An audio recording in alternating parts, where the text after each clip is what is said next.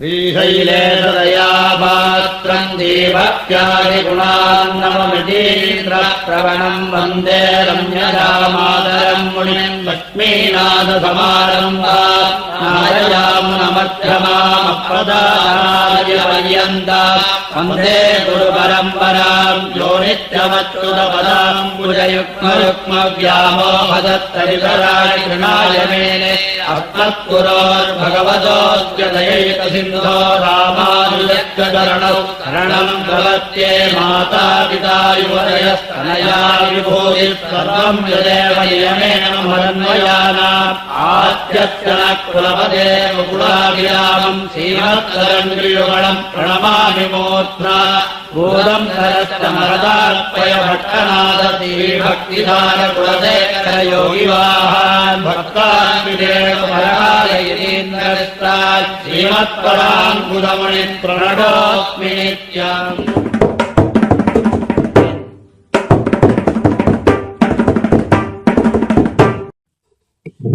दयापात्रम् दीभक्त्यादिगुणार्णवम् यतीन्द्रप्रवणम् वन्दे रम्यजामातरम् मुनिम् लक्ष्मीनाथसमारम्भाम् नाथयामुनमध्यमाम् अस्मदाचार्यपर्यन्ताम् वन्दे गुरुपरम्पराम् यो नित्यम् अच्युतपदाम्बुजयुग्मरुग्मव्यामोहतस्तदितराणि तृणाय मेने अस्मद्गुरोर्भगवतोऽस्य देयसिन्धो रामानुजस्य शरणौ शरणं प्रपद्ये मातापिता युवतयस्तनया विभूतिः सर्वं विदेव नियमेन मदन्वयानाम् आद्यस्य न कुलपतेर्वकुलाभिरामम् श्रीमत्तदम्बरीगुणम् प्रणमामि मूर्ध्ना भूतं सरश्च महताह्वयपट्टनाथ श्रीभक्तिसारकुलशेखरयोगिवाहान् भक्ताङ्गरेणुपरकालयतीन्द्रमिश्रान् श्रीमत्पराङ्कुशमुनिम् व्रतोऽस्मि नित्यम् गुरुं कमनतीत्य प्राहवेदानुशेषान् नरपतिपरिकृत्यम् शुल्कमादातुकामः स्वशुरम् ममरवन्द्यम् रङ्गनाथस्य साक्षात् विजयवरदरकन्तम् विष्णुचित्तम् नमामि इन्नार्कणमதில் சோழ் வில்லிபுத்தூரனுருகால் சொன்னார் கடற்கமலம் சூடினோம் உன்னாள் கிழியறுத்தான் அண்டருத்தோம் கிழமையில் சேரும் வழியறுத்தோம் நெஞ்சமே வந்து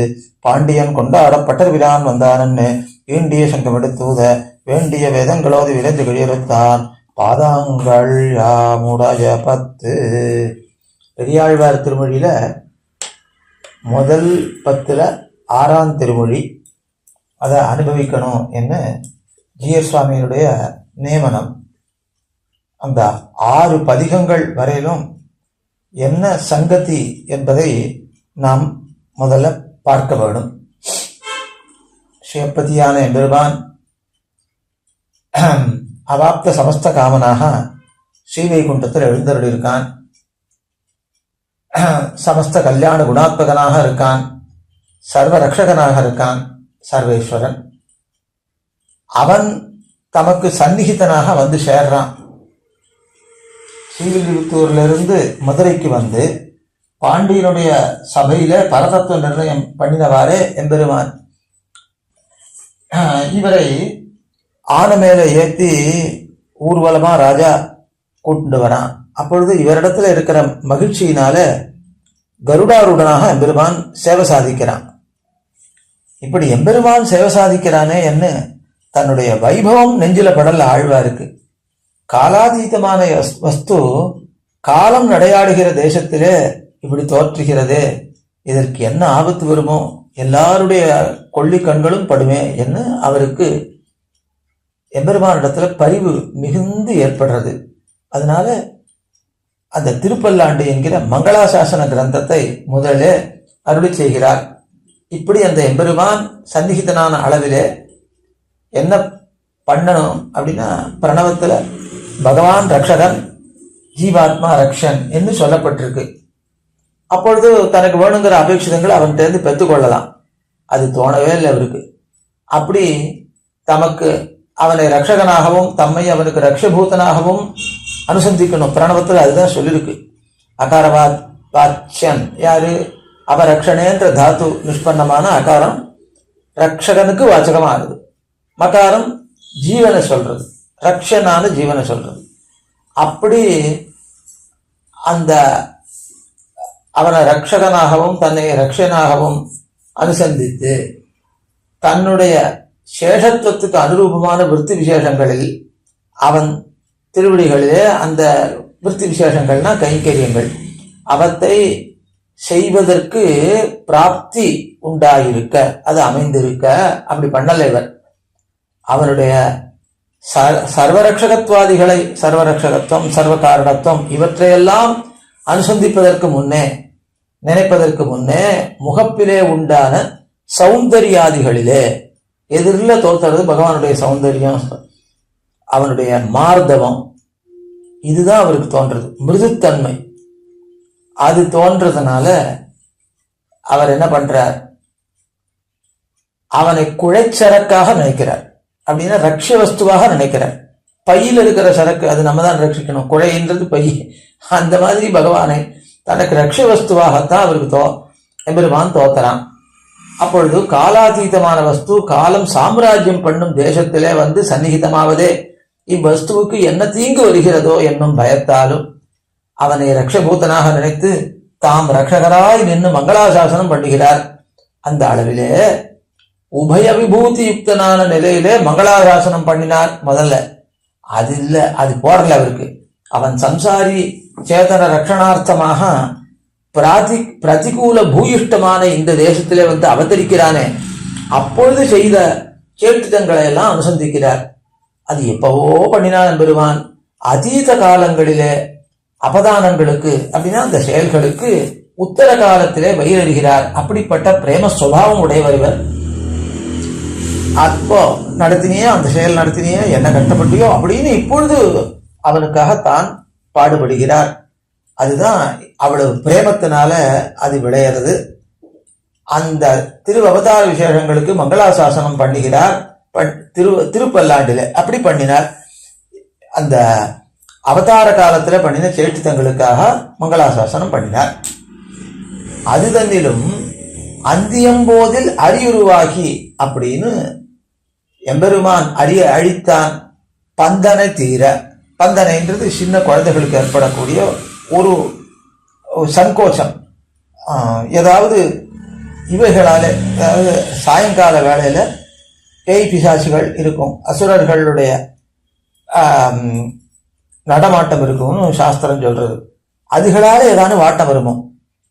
உலகத்தையே நடுங்க செய்கிற நரசிம்ம ரூபியான பகவானை பார்த்து ஐயோ சாயங்காலம் அவதரிச்ச குழந்தையாச்சே அப்படின்னு இவருக்கு தோத்துறது. இதெல்லாம் ஆச்சரியமான நினைவு.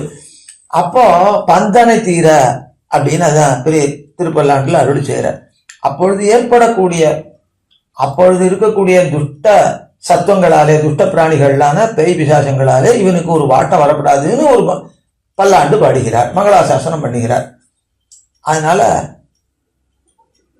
அந்த நிருசிம்ம பிராதுர்பாவத்துக்கு மங்களாசாசனம் பண்ணினார். அந்தியம்போதில் அரியுருவாகி அழித்தவனை பந்தனை தீர பல்லாண்டு பல்லாயிரத்தாண்டுன்னு பாடுதும் என்று சொன்னார். அதுக்கப்புறம் ராமாவதாரத்துக்கு இராக்கதர்வாள் இலங்கை பாழாளாக படை பொருதானுக்கு பல்லாண்டு கூறுதும். பாழாளாகனா ஆள் பாழாக அப்படி மாற்றி வச்சுக்கணும். இலங்கையில இருக்கிற ஆளெல்லாம் பாழாகும்படியா சரங்களை துறந்தானே இல்லையோ எம்பெருமான், அந்த ராமனுக்கு பல்லாண்டு பாடினார். அதுக்கப்புறம் இப்படி ஸ்ரீ நிருசிம்ம பிராதுர்பாவத்துக்கும், பிராதுர்பாவம்னா அவதாரம், நிருசிம்மாவதாரத்துக்கும் ராமாவதாரத்துக்கும் மங்களாசாசனம் பண்ணின அளவன்னிக்க மாய பொறுபடை வாணனை ஆயிரந்தோளும் பொழிகுருதி பாய சுழத்திய ஆழி வல்லானுக்கு பல்லாண்டு கூறுதும் என்னும் ஐந்தலைய பைனாக தலை பாய்ந்தவனே உன்னை பல்லாண்டு கூறுதும். காளியனை மர்தனம் பண்ணினானோ இல்லையோ, அதுதான் ஐந்தலை பைனாக தலை பாய்ந்தவன். பாணாசுரனை ஜெயிச்சானோ இல்லையோ, இதெல்லாம் வந்து கிருஷ்ணாவதார சேஷ்டிதங்கள். அந்த கிருஷ்ணாவதார சேஷ்டிதங்களுக்கு மங்களாசாசனம் பண்ணுகிறார் என்றும் இவர் பிராச்சுரியேன நிறைய மங்களாசாசனம் பண்ணிட்டு கிருஷ்ணாவதாரத்துக்கே இதே பிராச்சுரியம்னா நிறையன்னு அர்த்தம்.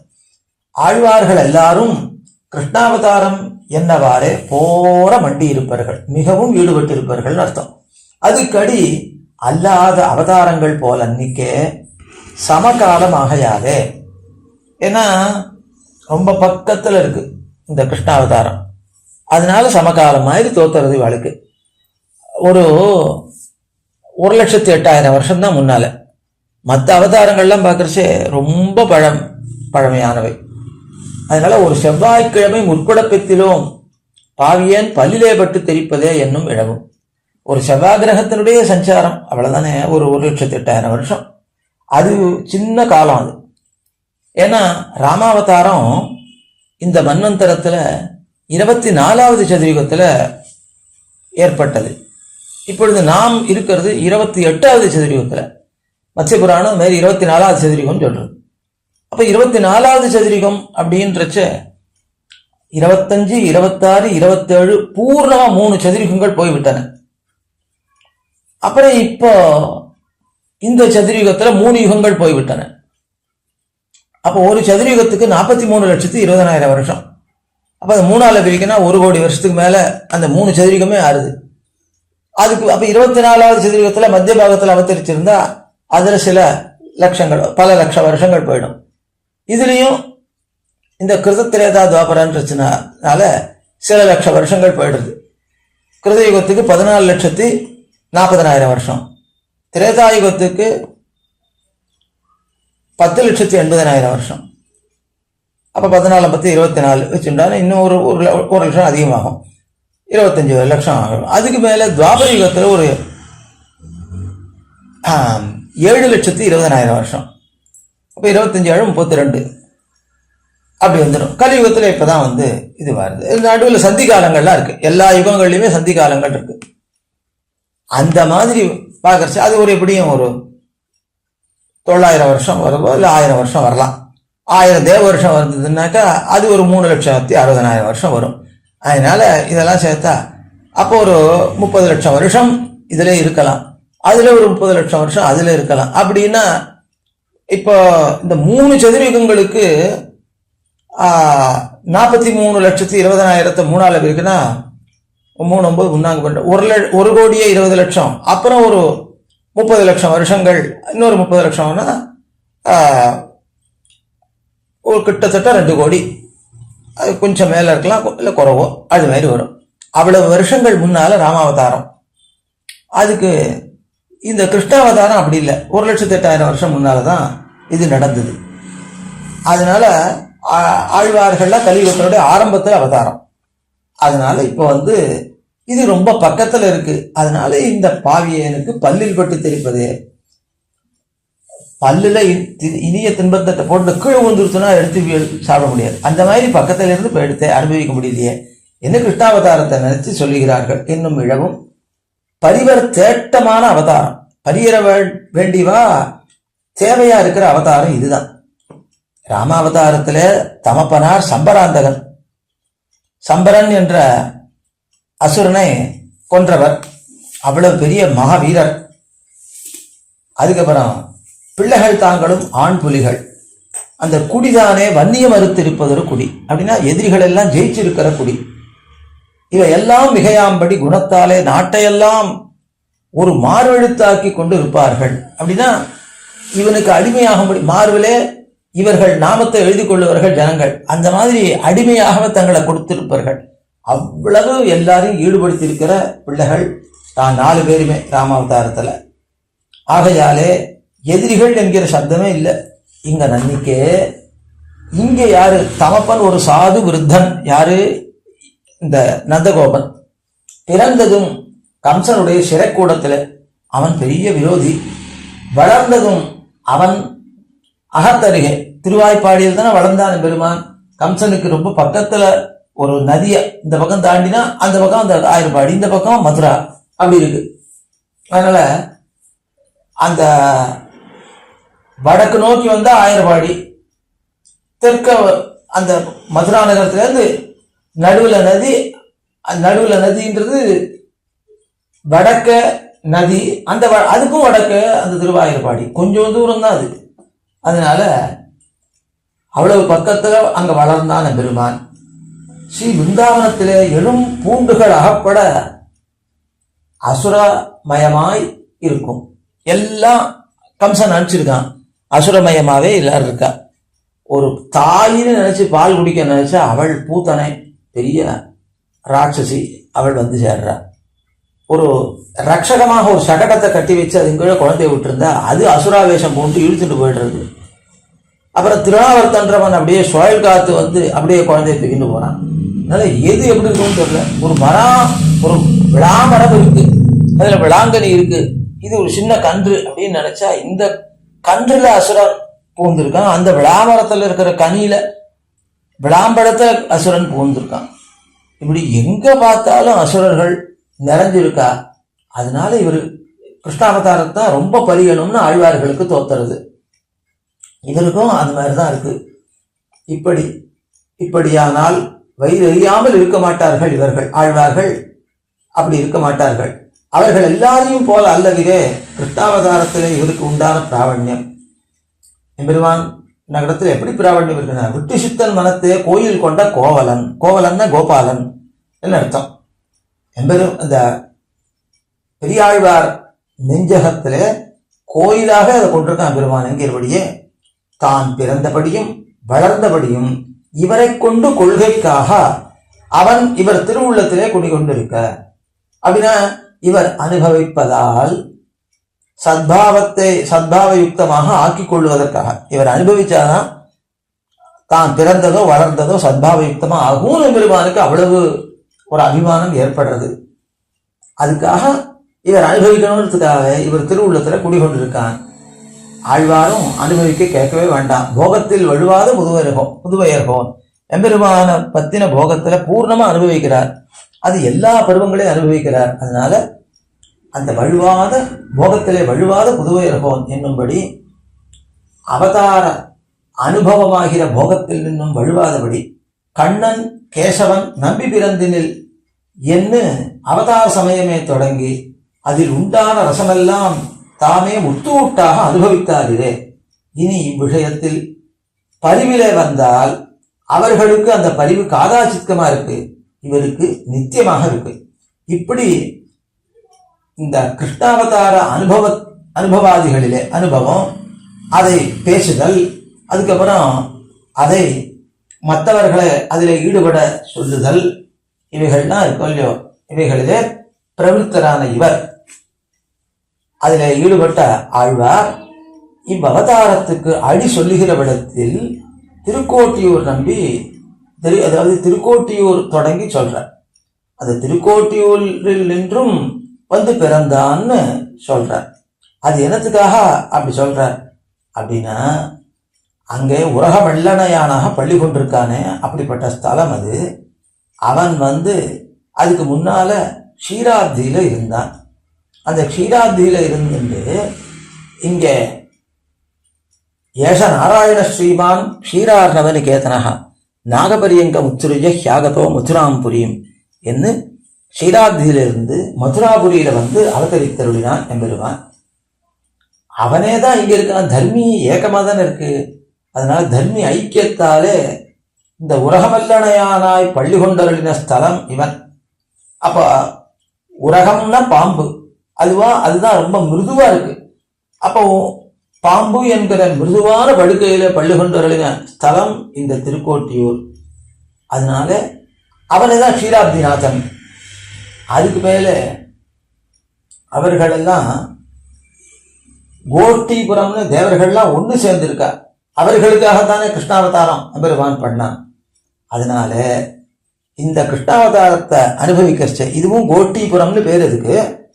அதனால அந்த தேவர்களுடைய கோஷ்டிக்காகத்தான் அவதரித்தான்.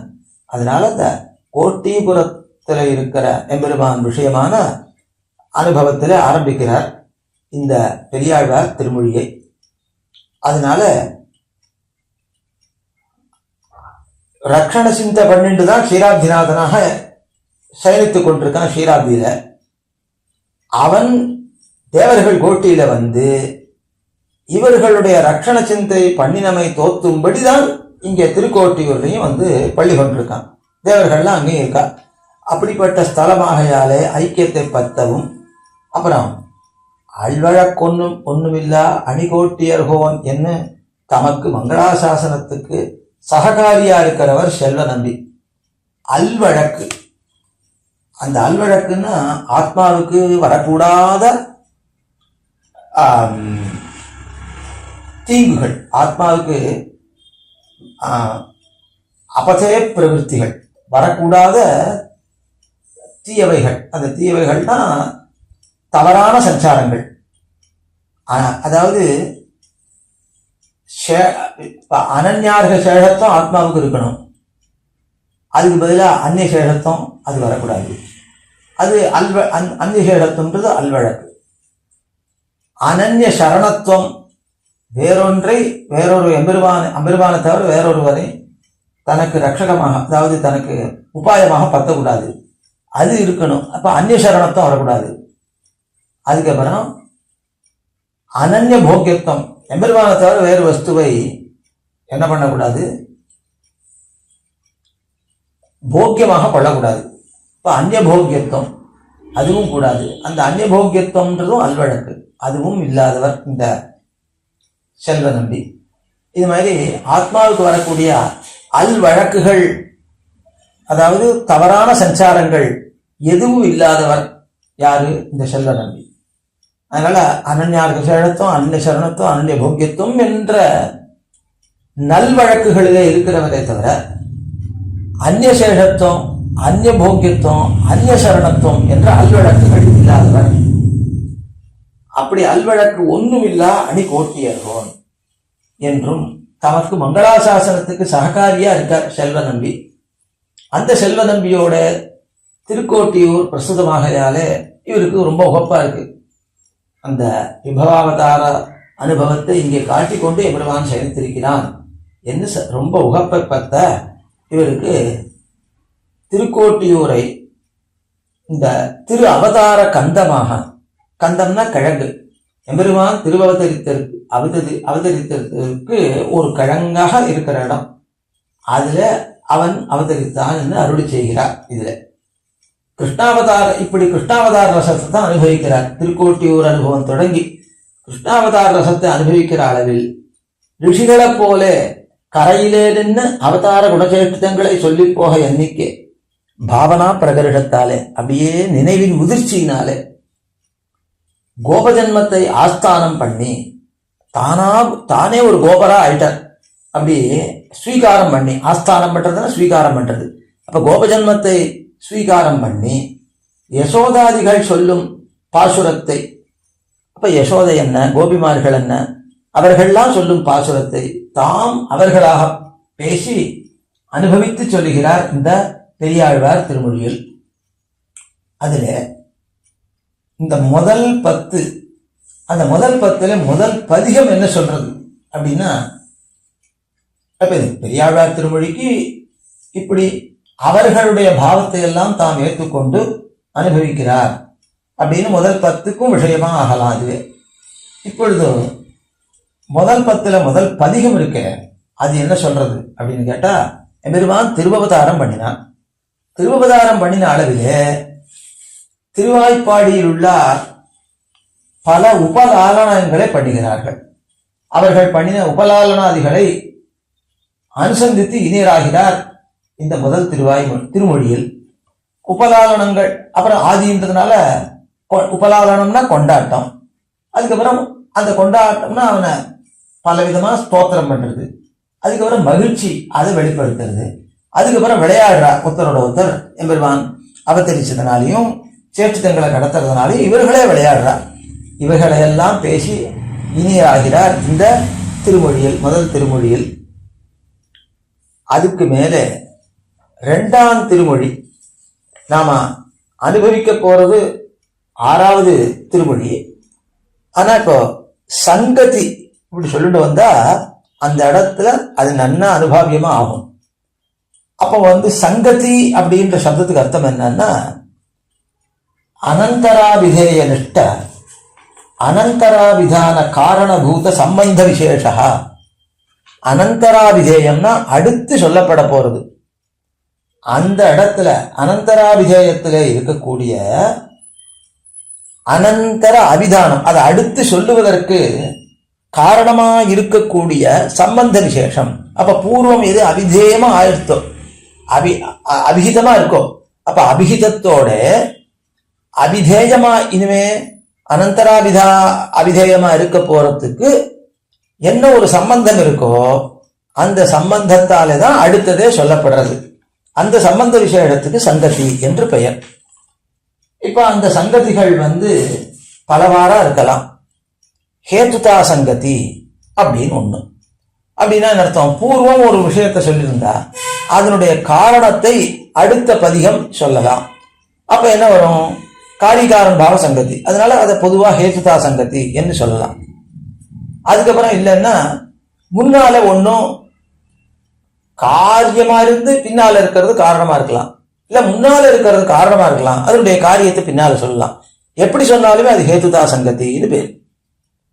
அதுக்கப்புறம் திருஷ்டாந்த சங்கதி அப்படின்னு வரலாம். முன்னால சொன்னார் போலவே இந்த இடத்துலயும் அப்படியே அமைந்திருக்கிறது என்று சொன்னால் அது திருஷ்டாந்த சங்கதி. அதுக்கப்புறம் முன்னால சொன்னதை எதிர்த்து பின்னால வேறொரு விஷயம் சொன்னால் அதை ஆக்ஷேபித்தால் ஆக்ஷேப சங்கதி. முன்னால சொன்னதுக்கு மாறாக பின்னால சொன்னால் அபவாத சங்கதி. அந்த மாதிரி இல்லாம இப்பொழுது அவசர சங்கதி அப்படின்றது பிராப்தமாகுது. ஸ்தான பிராப்திஷ்டு அவசரஹா அப்படின்னு அவசர சங்கதிக்கு ஒரு பரிசாயகமான வாக்கியம், அதை தெரிவிக்கிற ஒரு வாக்கியம். அப்படின்னு அர்த்தம் ஸ்தான பிராப்தி. ஸ்தான பிராப்தினா அது எந்த ஸ்தானம் எது சொல்லப்படணுமோ அதற்கான ஒரு வாய்ப்பு, அதுதான் அவசரம்னு பேர். இப்போ முதல் திருமொழியில எதை அனுபவித்தார் ஆழ்வார் அப்படின்னா, எம்பெருமானுடைய அவதாரம் நேர்ந்த போது திருவாய்ப்பாடியில் உள்ளார் எவ்வளவு உபலாலனங்களை பண்ணினார்கள், எவ்வளவு கொண்டாட்டங்களை பண்ணினார்கள் என்ன அனுபவித்தார். அடுத்து இரண்டாம் திருமொழி வருது. அந்த இரண்டாம் திருமொழியில என்ன அனுபவிக்கிறார் அப்படின்னா, இந்த எம்பெருமானுடைய திருவடி தொடங்கி திருவடி அளவாக அவனுடைய விக்கிரக வைலட்சண்யத்தை அனுபவிக்கிறார். திருக்கோட்டியூர் கண்ணன் கேசவன் நம்பி பிறந்தினில்னு முதல் பதிகத்துல முதல் பாட்டு என்று தொடங்கி திருக்கோட்டியூர் மண்ணு நாரணன் நம்பி பிறந்தமை முதல் பதிகத்துல 10ஆம் பாட்டு என்று தலை கட்டுகையாலே திரு அவதரித்தருடைய பிரகாரத்தை தற்கால உபலாலனங்கள் அப்படின்னா அந்த காலத்துக்கான கொண்டாட்டங்கள் அவைகளோடு அனுபவித்து ஹிருஷ்டராக அருளி செய்தார் முதல் பதிகத்தை. இனிமேல் இப்படி திரு அவதரித்தருடையவருடைய திவ்ய விக்கிரக வைலட்சண்யத்தை அந்தந்த காலத்துல யசோத பிராட்டி எப்படி அனுபவித்தாளோ அவளுடைய பாவயுக்தராக கொண்டு அந்த திருவடிகளில் நின்றும் திருமுடி அளவாக அனுபவித்த பிரகாரத்தை அப்போது அவள் பேசின பாசுரத்தாலே ஆதரந்தோத்த அருள் செய்கிறார் இந்த திருவாய்மொழியில், இந்த திருமொழியில. அப்ப என்ன ஆயிடுது? முதல்ல அவதார ரசத்தை அனுபவித்தார், அவதாரம் பண்ணினான் பெருமான். அப்பொழுது பலரும் திருவாய்ப்பாடியில் இருக்கிறவர்கள் கொண்டாடினார்கள் அப்படின்னு. அப்ப அவதாரம் பண்ணின பிறகு அவன் என்ன பண்ணுவான்? அப்ப கொஞ்சம் வளருவன் இல்லையோ, அப்ப உடனே அது திருமேனி அழகு. அவதரித்தான் என்றால் நமக்கு காணக்கூடிய ஒரு ரூபத்தோட தானே எம்பெருமான் பிறக்கிறான். அப்பொழுது அந்த திருமேனி எவ்வளவு அழகா இருக்குன்னு விக்கிரக வைலட்சண்யம் தான் அடுத்து பிராப்தமா இருக்கு. அப்ப ஸ்தான பிராப்தி விக்கிரகத்துக்கு தான். விக்கிரகம் தான் திருமேனி, அதனுடைய வைலட்சண்யத்தை அனுபவிக்கிறதுன்றது அவசர சங்கதி. போன திருமொழியோட இரண்டாம் திருமொழிக்கு அவசர சங்கதி வருகிறது. அதனால யசோத பிராட்டி அவனுடைய திவ்ய விக்கிரகத்தை அனுபவித்தா போல இவரும் அனுபவிக்கிறார் அந்த இரண்டாம் திருமொழியில. அடுத்து மூணாம் திருமொழி வருது. இப்ப முதல் திருமொழியில 10 பாசுரங்கள் இருந்தன. இரண்டாம் திருமொழியில 21 பாசுரங்கள் அந்த திவ்ய விக்கிரகத்தை அனுபவிக்கிறதுக்கு அவ்வளவு பாசுரங்களால அனுபவிக்கிறார். அடுத்து மூணாவது திருமொழி. இப்போ திருவடிகள் தொடங்கி திருமுடி அளவு உண்டான திவ்ய அவயவங்களை யசோத பிராட்டி அனுபவித்த பிரகாரத்தாலே இவரும் அனுபவித்தார் இரண்டாம் திருமொழியில. அவன் சர்வஸ்மாத் பரனா இருக்கான், அவாப்த சமஸ்தகாமனா இருக்கான், சர்வ பிரகார நிரபேட்சனாக இருக்கான், நாராயண சப்தவாச்சனாக இருக்கான். யாதோர் இடத்திலே யாதொரு திருமேனியோட அவதரித்தும் அவனுடைய ஸ்திதி கமன சயனாதிகளை கண்டால் தேவர்களும் ஈடுபடுவார்கள். பெருமானுடைய ஸ்திதி, அவனுடைய சயனம், அவனுடைய கமனம் இவைகள்லாம் தேவர்களையும் ஈடுபடுத்துறது. அதனால மிகவும் விரும்பி தங்களால ஆன அளவும் எம்பெருமானுக்கு கிஞ்சித் இருக்கிறார்கள். அப்படின்னா உபகாரம் பண்ணுகிறார்கள், உபகாரங்களை கொண்டு சமர்ப்பிக்கிறார்கள். அதனால அவர்களும் கூட உபகாரம் சமர்ப்பிக்காமல் இருக்க முடியாது. அப்படிப்பட்ட பிரம்மேஷாத் ஈசானாதிகளும் கூட இந்த எம்பெருமானுக்கு கிஞ்சித் கரித்தார்களே, அதாவது உபகாரங்கள் எல்லாம் சமர்ப்பித்தார்களே, இத்தை யசோத பிராட்டி மனோரதித்து கண்டாள். அதை கண்டாளாக சொல்லி அவள் தாலாட்டினாள்.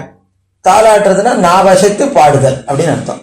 அவள் நாவசைத்து பாடின பிரகாரத்தை தாம் மயர்வர மதிரள மருள பெற்றவராகையாலே அப்படியே அனுபவிக்கிறார், பிரத்யட்சமாக காண்கிறார். யசோத பிராட்டி அனுபவிச்சதெல்லாம் தான் காண்கிறார் இப்பொழுது.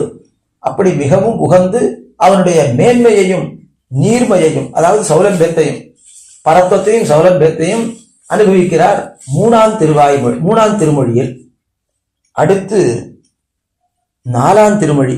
இதுவும் அவசர சங்கதி தான். ஒரு திருமொழியும் போன திருமொழியோட அவசர சங்கத்தை அடையிறது. ஏன்னா கிரமப்பிராப்தமான பருவங்களை அனுபவிக்கிறார். அதனால இப்பொழுது தொட்டில்ல வளர்த்தி தாளாட்டினதை அனுபவித்தார் 3ஆம் திருமொழியில. இப்ப தொட்டில் பருவம் போய் தவழ்ந்து விளையாடுறான் என்பதுமான். அப்பொழுது அவன் புழுதி அலைந்து சந்திரனை அழைத்தான். அந்த அழைப்பதான சேற்றுதங்களை தற்காலத்திலே யசோத பிராட்டி அனுபவித்தா போலே அனுபவிக்கிறார் இந்த 4ஆம் பதிகத்துல. இதுலயும் 10 பாசுரங்கள். அந்த 3ஆம் பதிகானவனு 4ஆம் பதிகம். அவனுடைய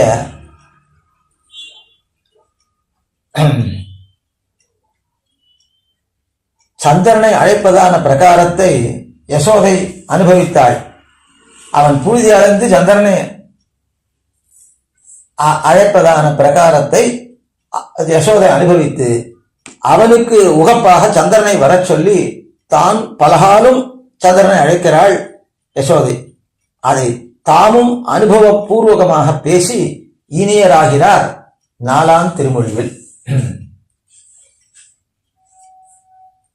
அதுக்கப்புறம் செங்கீரையாடுதல் அப்படின்னு ஒரு விளையாட்டு. அந்த செங்கீரையாடுதலை அனுபவிக்கிறார் 5ஆம் திருமொழியில்.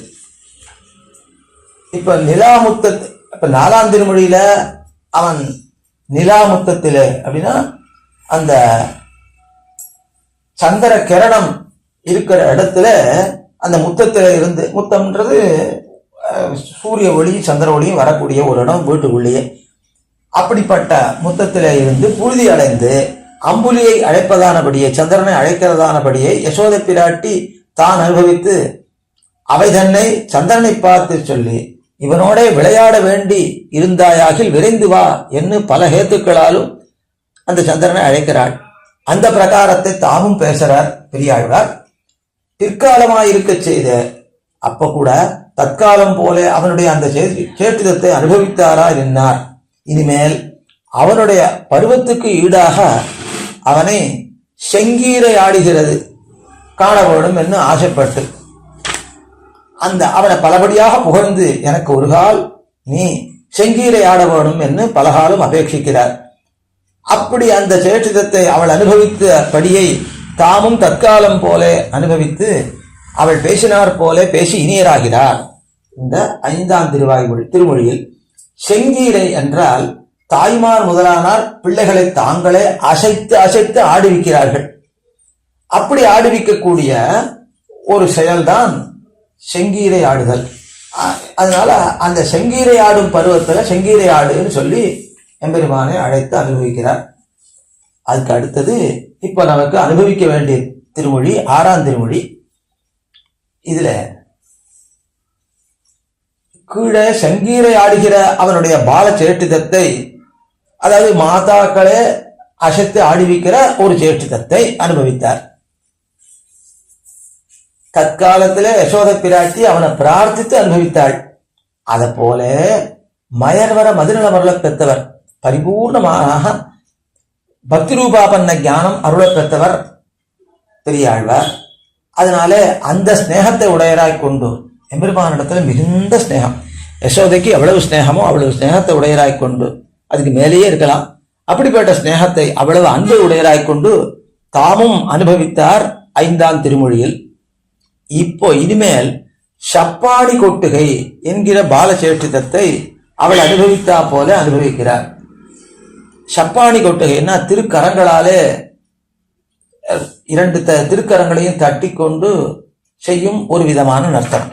இது அடுத்த பருவம். அப்ப தாய்மார்களே ஆடுவிக்க வேணும், அதை விட இன்னும் கொஞ்சம் வளர்ந்த பருவம். அப்ப தானே சப்பாணி கொட்டுறது அப்படின்னு திருக்கரங்களாலே கைகளை கொட்டின்று ஆடக்கூடிய நர்த்தன விசேஷம் அதை அனுபவிக்கிறார்.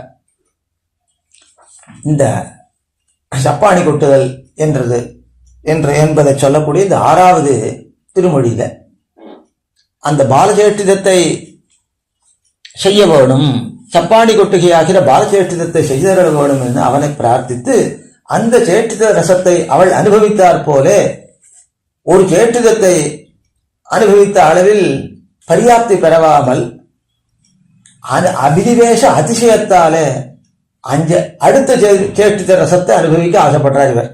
அதனால அந்த சேஷ்டித ரசத்தையும் அனுபவிக்க ஆசைப்பட்டு அவள் எதெல்லாம் அனுபவிக்கிறாளோ அதெல்லாம் தாமும் அனுபவிக்க ஆசைப்பட்டு அவள் பேசினார் போல பேசி தாமும் அனுபவிக்கிறார். இந்த 6வது பதிகத்தில் இப்ப இந்த பதிகத்துல எத்தனை பாட்டுக்கள் அப்படின்னா 11 பாட்டுக்கள் இந்த பதிகத்துல இருக்கின்றன. இப்போ ஒரு பாட்டையும் நாம அனுபவிக்கலாம். முதல் பாட்டு மாணிக்க கிண்கிணியார்ப்ப மருங்கின் மேல் ஆணிப்பொன்னால் செய்த வாய் பொன்னுடை மணி பேணி பவளவாய் முத்திலங்கப்பண்டு காணி கொண்ட கைகளால் சப்பாணி கருங்குழல் குட்டனே சப்பாணி என்பது முதல் பாட்டு. இத மணவாள மாமுனிகள் வியாக்கியானம் இந்த பெரியாழ்வார் திருமொழிக்கு அருள் செய்திருக்கார்.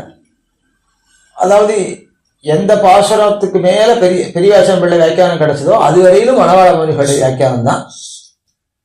அதுக்கப்புறம் திருவாய்மொழி பிள்ளை என்று மணவாள மாமுனிகளுடைய ஆச்சாரியர் அவர் சுவாபதேச வியாக்கியானம் என்று ஒன்றை அருள் செய்திருக்கிறார். இப்பொழுது மணவாள மாமுனிகளுடைய வியாக்கியானம். இந்த சப்தார்த்தம் முதல்ல எப்படி இருக்கு? ஆணிப்பொன்னால் செய்த மாத்து ஒசந்த பொன் அப்படின்னா அதுல மற்ற லோகங்கள் கலசாதபடி நல்ல சுத்தமான தங்கம், அததான் பத்தரமாத்து தங்கம்னு சொல்லுவா. அப்படிப்பட்ட மாற்று உயர்ந்த பொன்னாலே செய்யப்பட்ட பொன் படிப்பற்ற செய்ததாய் பொன்னுடை மணி ஸ்பிருகணீயமான அரைவடத்தை உடைத்தான மருங்கின் மேல் இடுப்பிலே மாணிக்க கிண்கிணி, மாணிக்கத்தாலே செய்த கிண்கிணியானது சப்திக்கிறது.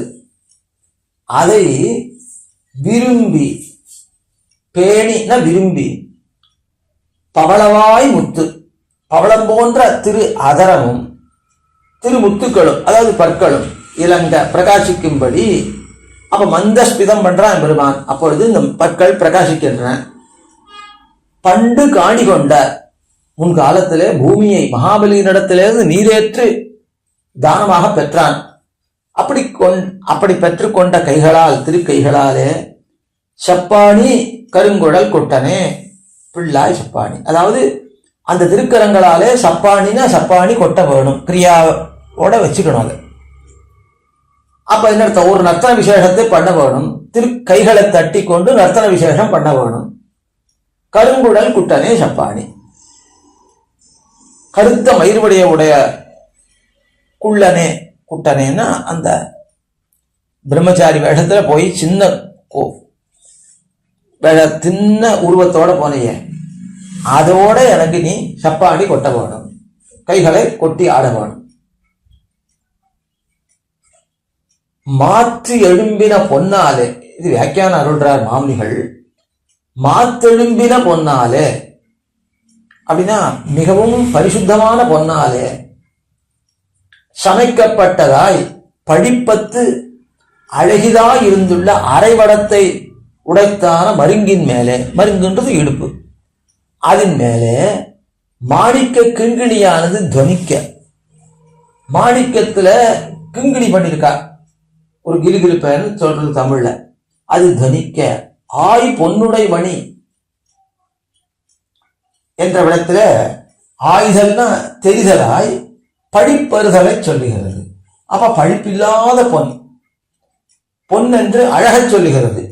மாணிக்க கிண்கிணி சப்திக்குமோ என்னில், நல் மாணிக்கமாகையாலே சப்திக்கும். மாணிக்கமும் சப்தம் போடுமா. கிண்கிணிக்கு புறம்பே மாணிக்கம் பதித்தாலும் சப்தியாது.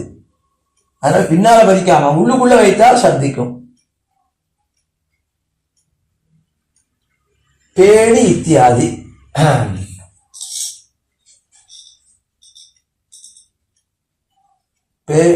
பேணி பவளவாய் முத்திலங்க.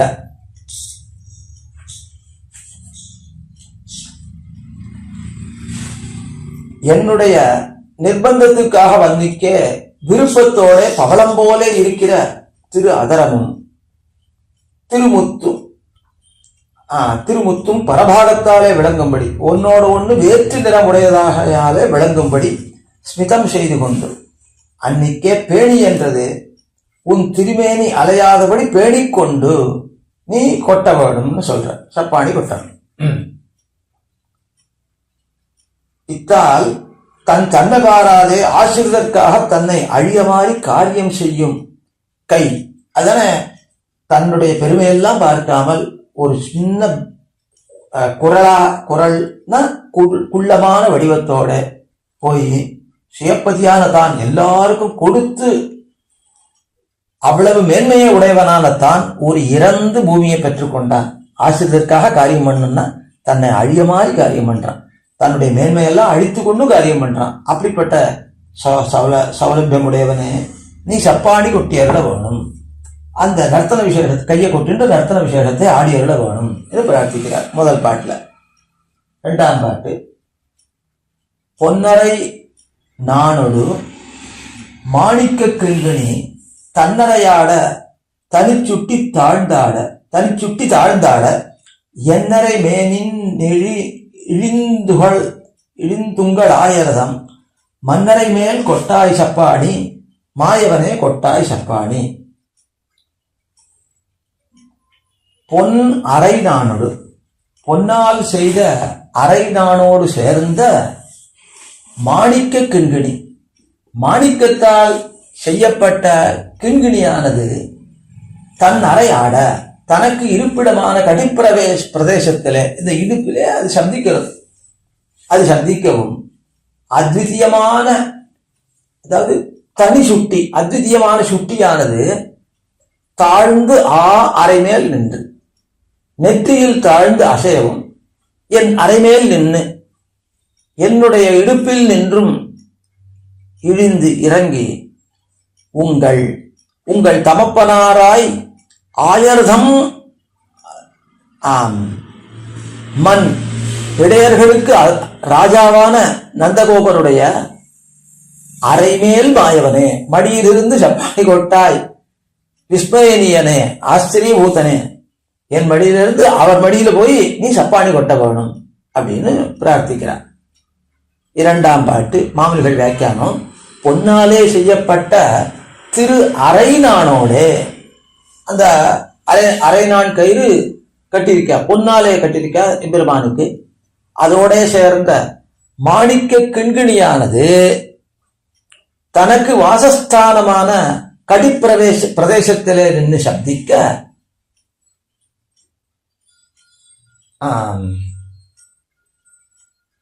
மாணிக்க தனிச்சுட்டி தாழ்ந்தாட, தனி இத்தியாதி தனிச்சுட்டி தாழ்ந்தாட,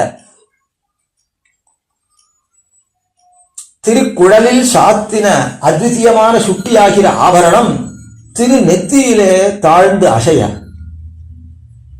எண்ணித்தியாதி என்னரை மேனின்றிழிந்து உங்கள் ஆயர்தம், என்னுடைய மேனிலிருந்து இறங்கி உன் ஆயர்தம், அந்த அரசரா இருக்கிற நந்தகோபர் மடிக்கு போறோம் அப்படின்னார். என்னுடைய மடியில் நின்று விடிந்து உங்கள் தமப்பனாராய் ஆயர்க்கெல்லாம் நிர்வாகராய் இருக்கிறவர் மடியிலே நின்று இருந்து சப்பாணி கொட்டி அருளாய், நர்த்தன விசேஷத்தை பண்ணி அருளாய். இத்தால் தன் மடியிலே இருந்து சப்பாணி கொட்டுகிறதிலும் அவர் மடியிலே இருந்து சப்பாணி கொட்ட காண்கை தனக்கு உகப்பாக யாழ். அதை பார்க்கறது இவருக்கு உகப்பு. அதனால அத்தை செய்ய வேண்டும் என்று அபேட்சித்தாராய்த்து யாரு? பெரியாழ்வார். மாயவனே, ஆச்சரியபூதனானவனே என்ன பெருமான அழைக்கிறார். 3ஆம் பாட்டு. பன்மணி முத்தின் பவளம் பதித்தன்ன என்மணி வண்ணன் இலங்கு பொத்தோட்டின் மேல் நின்மணிவாய் முத்திலங்க நின்னம்மைதன் அம்மணி மேல் கொட்டாய் சப்பாணி ஆழியங்கையனே சப்பாணி. என் மணிவண்ணன், என்னுடையவனாய் நீல மணி போன்ற வடிவை உடையவனானவனே. அப்போ கருத்த மணி போன்ற வடிவை உடையவன் பெருமான். பல்மணி முத்து, நானாவித ரத்னங்களும் முத்துக்களும். இன் பவளம் பதித்து, போக்கியமான பவளமும் அழுத்தி. அன்ன இலங்கு, பரம்பின அழகை உடைத்தாய் கொண்டு, எல்லா இடத்துலையும் பரவி இருக்கிற அழகை உடைத்தாய் கொண்டு இலங்கு பிரகாசிக்கிற பொன் தோட்டின் மேல் ஸ்வர்ண கர்ண குண்டலத்தின் அழகுக்கு மேலே. காதுல தங்க குண்டலம் போட்டுருக்கான், அதுக்கு அதனுடைய அழகுக்கு மேலே நின் மணிவாய், உன்னுடைய அழகிய திருவாயில் முத்து, திருமுத்துக்களை இலங்க. உன்னுடைய பற்கள் தான் முத்துக்கள், அவைகள் விளங்க. நின் அம்மை தன், உன்னை மகனாக பெற்ற தாயான யசோதையின் மடியின் மேலிருந்து அம்மணி மேல் சப்பாணி கொட்டாய், சப்பாணி கொட்டணும். ஆழியங்கையனே சப்பாணி, திருவாழியாழ்வானே, அழகிய கையிலே உடையவனே, நீ சப்பாணி கொட்டி அருள போகணும். மாமனிகள் வியாக்கியானம். என்மணி வண்ணன், என்னுடையவன் என்ன அபிமானிக்கலாம்படி எனக்கு பவ்யனாய் நீல ரத்தனம் போலே வடிவை உடையவனாய் இருக்கிறவனே. நீல ரத்தனம் போல இருக்கான் பெருமான், அப்படிப்பட்ட வடிவை உடையவனா இருக்கிறவனே. பன்மணி இத்தியாதி, பன்மணி முத்தின் பவளம் பதித்தன்ன. பல மணிகள் அப்படின்னா மணிகளுடைய பெயர்களை அருள் செய்கிற மாமுனிகள். மாணிக்கம், மரகதம், மரதகம், புஷ்பராகம், வைரம், நீலம், கோமேதகம், வைடூரியம் என்னும் பல வகைப்பட்ட ரத்தனங்கள் என்கிற பல வகைப்பட்ட ரத்தனங்களும் முத்தும் இனிய பவளமும் பகைத்தொடையாக வழுத்தி ஒன்றுக்கொன்று வெவ்வேறு நிறம் இருக்கிறதுனால பகைத்தொடைனா பகமையினாலே தொடுக்கப்பட்டவைகள், அதாவது ஒன்றுக்கொன்று மாறாக தொடுக்கப்பட்டவைகள், வைக்கப்பட்டவைகளான அவைகள். அந்த பகைத்தொடையாக அழுத்தி வாசாம கோச்சரமான அழகை உடைத்தாய் கொண்டு, வாக்குக்கு எட்டாத அழகை உடைத்தாய் கொண்டு விளங்கா நின்ன பொத்தோட்டின் அழகுக்கு மேலே, பொன் தோடு அதனுடைய அழகுக்கு மேலே நின்னித்தியாதி நின்மணிவாய் முத்திலங்க, உன்னுடைய அழகிதான திருப்பவளத்தில் முத்துக்கள் பிரகாசிக்க, அந்த பற்கள் எல்லாம் பிரகாசிக்க. நின் நம்மை இத்தியாதி, நின் நம்மைதன் அம்மணி மேல் கொட்டாய் சப்பாணி, உன்னை பிள்ளையாக பெற்ற பாக்கியத்தை உடையலான யசோதையினுடைய மடியிலே இருந்து சப்பாணி கொட்டாய், நர்த்தன விசேஷத்தை பண்ணாய். அம்மணி என்று அரைக்கு பேர், அம்மணி மேல் அப்படின்னா அந்த இடுப்பிலே இருந்து அப்படின்னு அர்த்தம். அம்மணி மேல் கொட்டாய், இடுப்பிலே இருந்து கொட்டுறது, அது மடியில இருந்து கொட்டுறது, தாயார் மடியில தான் அம்மணின்னு சொல்றது. அதனால அரைக்கு பேர், இடுப்புக்கு பேர். இத்தால் உன்னை பிள்ளையாக பெற்ற பாக்கியத்தை உடையலான அவளுடைய மடியின் மேலே இருந்து சப்பாணி கொட்டாய். அம்மணி என்று அரைக்கு பேர். இத்தால் ஸ்ரீ நந்தகோபர் தம்முடைய மடியிலிருந்து சப்பாணி கொட்டுகிறதும், தாய் மடியிலிருந்து தாயார் மடியிலிருந்து சப்பாணி கொட்ட காண்கை தமக்கு உகப்பாக யாலே. அப்ப நந்தகோபர் மடியிலிருந்து சப்பாணி கொட்டுறதை விட யசோத மடியிலிருந்து சப்பாணி கொட்டுறத காண்கை பெரியாழ்வாருக்கு விருப்பமா இருக்கு. அதனால அத்தை செய்ய வேண்டும் என்று அபேட்சித்தார் ஆயித்து. ஆழியங்கையனே, திருவாழியை அழகிய திருக்கையிலே உடையவனே என்றுதல். ஆழி என்று திருவாழி மோதிரமாதல். அப்ப திருவாழி மோதிரம்ன்றதும் சின்னதா இருக்கும், அதை கையில தரித்தவன். அப்படிப்பட்ட எம்பெருமானே நீ சப்பாணி கொட்டப்படும் என்று பிரார்த்திக்கிறார். அடுத்து 4ஆம் பாட்டு. தூணிலா முத்தத்தே போந்து விளையாட வானிலா அம்புலி சந்திரா வாவென்னு நீலிலா நின் புகழாரென்ன வாயர்தம் சோனிலாவ கொட்டாய் சப்பாணி குடந்தை கிடந்தானே சப்பாணி. வான் நிலாம், ஆகாசத்தில் சஞ்சரிக்கிற அம்புலி. ஓ அம்புலி, சந்திரா, சந்திரனே. போந்து வந்து, தூணிலா, அழகிய நிலாவை உடைய முத்தத்தே, அந்த முத்தத்திலே விளையாடுவதற்காக வா என்று அழைத்து நின் உன்னை புகழான் என்ன ஸ்லாகியான் இருக்கிற உன்னை ரொம்ப புகழற. ஆயார்தங்கோ, இளையர்களுக்கு தலைவனான நம் நந்தகோபர் நிலாவ ஹர்ஷிக்கும்படி, அவர் சந்தோஷப்படும்படி சப்பாணி கொட்டாய். குடந்தை கிடந்தானே, திருக்குடந்தையிலே கிடந்தானே, கண் வளர்ந்த அழுமவனே, நீ சப்பாணி கொட்டாய். நீ நிலா அப்படின்னா நீ நின்று சப்பாணி கொட்ட வேணும். 4ஆம் பாட்டு மணவாளவன்கள் வியாக்கியானம். தூணிலா வித்தியாதி, தூய்தான நிலா முத்தத்திலே போந்து. அப்போ நிலா ஒளி, நிலாதான் அந்த சந்திரகிரணம், அந்த சந்திரகிரணம் வருகிற முத்தத்திலே போந்து அங்கே சென்று விளையாட வித்தியாதி, விளையாட வானிலா அம்புலி சந்திரா வாவென்னு. ஆகாசத்திலே வர்த்திக்கிற அம்புலி, அம்புலினா சந்திரன், சந்திரனே சந்திரா விளையாட வா என்ன, அவனை அழைத்து நீ நிலா நின் புகழார்ந்த வாயர்தம்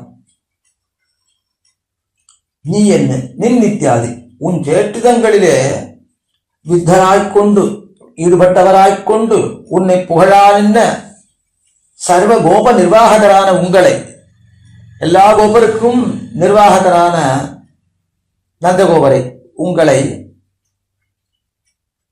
உங்கள் ஐயன், எல்லா கோபர்களுக்கும் நிர்வாகர்கள் உங்கள் ஒய்யன் அப்படின்னா உன்னுடைய தகப்பனார். அவர் உன்னுடைய சேட்டுதத்தை கண்ட ஹர்ஷத்தாலே உஜ்வலமாம்படியாக சப்பாணி கொட்ட வேணும். அப்போ அதனால அந்த சந்தோஷத்தாலே அவர் நன்னா பிரகாசிக்கணும். அப்படி நீ என்ன பண்ணணும், சப்பாணி கொட்ட வேணும். குடந்த இத்தியாதி, குடந்தை கிடந்தானே சப்பாணி. ஆசிரித பராதீனாய்கொண்டு திருக்குடந்தையிலே கண்வளர்ந்து அருள்கிறவனே நீ சப்பாணி கொட்ட வேணும். ஆசிரித பராதீனாய்கொண்டு திருக்குடந்தையிலே கண்வளர்ந்து அருள்கிறான். பெருமான் திருக்குடந்தையிலே உத்தானசாயியாக எழுந்தள்ளிருக்கிறான். ஆசிரித பாரதந்திரியம் திருமழிசையாழ்வாருக்கு அப்படி பரதந்திரனாக பெருமான் அங்கே கண்வளம் தருகிறார். அப்போ அவர் இப்படியே படுத்துட்டே இருக்கியே, உனக்கு உடம்பு அசையாதா, உடம்பு வலிக்காதா என்று கேட்டவாறு என்ன பண்ணணும்னு, ஐயோ எழுந்து நீ உடம்பு அலைச்சலை போக்கிக் கொள்ளணும் அப்படின்னு உடனே அவருக்காக எழுந்திருக்கிறான் அப்படின்னா, அந்த எழுந்திருக்கிறான் அப்படின்ன உடனே அவர் வாழிகேசனேன்றார். உடனே அவர், ஏன்னா நீ இப்படி அர்ச்சா சமாதியை குலைத்துக் கொள்ளுகிறாயே, அர்ச்சா சமாதியை குலைத்துக் கொள்றதுன்னா அர்ச்சையில ஒரு நிலை இருக்கு, ஒரு சங்கல்பம் இருக்கு. நான் என்னுடைய சர்வஜத்துவத்தை வெளிப்படுத்த மாட்டேன், சர்வசக்தித்துவத்தை வெளிப்படுத்த மாட்டேன்னு ஒரு சங்கல்பத்தோட இருக்கிய, அதை மாத்திண்டு எனக்காக நீ அர்ச்சையில கூட எழுந்திருக்கேன் அப்படின்னு சொல்லி பெருமானே அவர் பிரார்த்தித்து அதோட நில்லு அப்படின்னா சரின்னு அப்படியே கேட்கிறான். பெருமான் ஆசிரித பரதந்திரனா இருக்கிறது திருமழிசையாழ்வாருக்கு அந்த திருவெகாவிலையும் காட்டி கொடுத்திருக்கான். பெருமான் காஞ்சிபுரம் தேசம் அங்க இருக்கிறது, அங்கேயும் காட்டி கொடுத்திருக்கான். பெருமான் நல்லா அந்த இடத்துல பிரகாசிதமா இருக்கு. அதனால தர்மி ஐக்கியத்தாலே அந்த பெருமானும் இந்த பெருமானும் ஒண்ணுதானே. அதனால ஒரு இடத்துல இருக்கிறத இப்போ பரமதநாதன் இருக்கிறத அச்சாவதாரத்தில் அனுபவிப்பவர்கள் ஆழ்வார்கள், அவதாரங்கள்ல இருக்கிறதையும் அச்சாவதாரத்தில் அனுபவிப்பார்கள். அதனால அப்படி இருக்கிற ஒரு அவதாரத்துல மிகுந்த ஆசிரித பாரசஞ்சயம் காட்டினான், அதை ஒரு அச்சாவதாரத்தில் காட்டினான், இன்னொரு அச்சாவதாரத்தில் அனுபவிக்க அதை ஒன்றும் குறையில்லை. திருமணிசாழ்வாருடைய சரித்திரத்தில் பார்க்கறச்ச அவர் ஒரு திருவிழாவில் எழுந்தருளி இருக்கார். அவருக்கு கணிகண்டன் என்ன ஒரு சிஷ்யன் இருக்கான். அந்த கணிகண்டன் அவனை அந்த ஊர் ராஜாவானவன் தன்மேலே ஒரு பாட்டு ஒரு கவி புனைய வேணும் என்று அவனை பிரார்த்திக்கிறான். அவன் தான் போய் பிக்ஷைக்கு போவான்.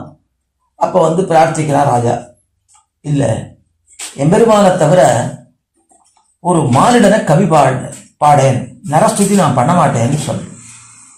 நரஸ்துதி பண்ண மாட்டேன் அப்படின்னா எவ்வளவோ நிர்பந்திக்கிறான் ராஜா. எவ்வளவு நிர்பந்திச்சாலும் என்னென்னமோ கொடுக்குறேன்றான், ஒன்றுத்துக்கும் வசிக்க மாட்டேன்றான். நீ என்ன விதமா கேட்டாலும் சொல்ல முடியாது. மானிடம் பாட வந்த கவியை நல்லேன்னு நம்மாழ்வார் சாதிச்சார். அதே நிஷ்டை தான் வாழ்க்கல. அதனால மானிடம் பாட மாட்டேன்னு சொல்றேன். மானிடம் பாட மாட்டேன்னு உடனே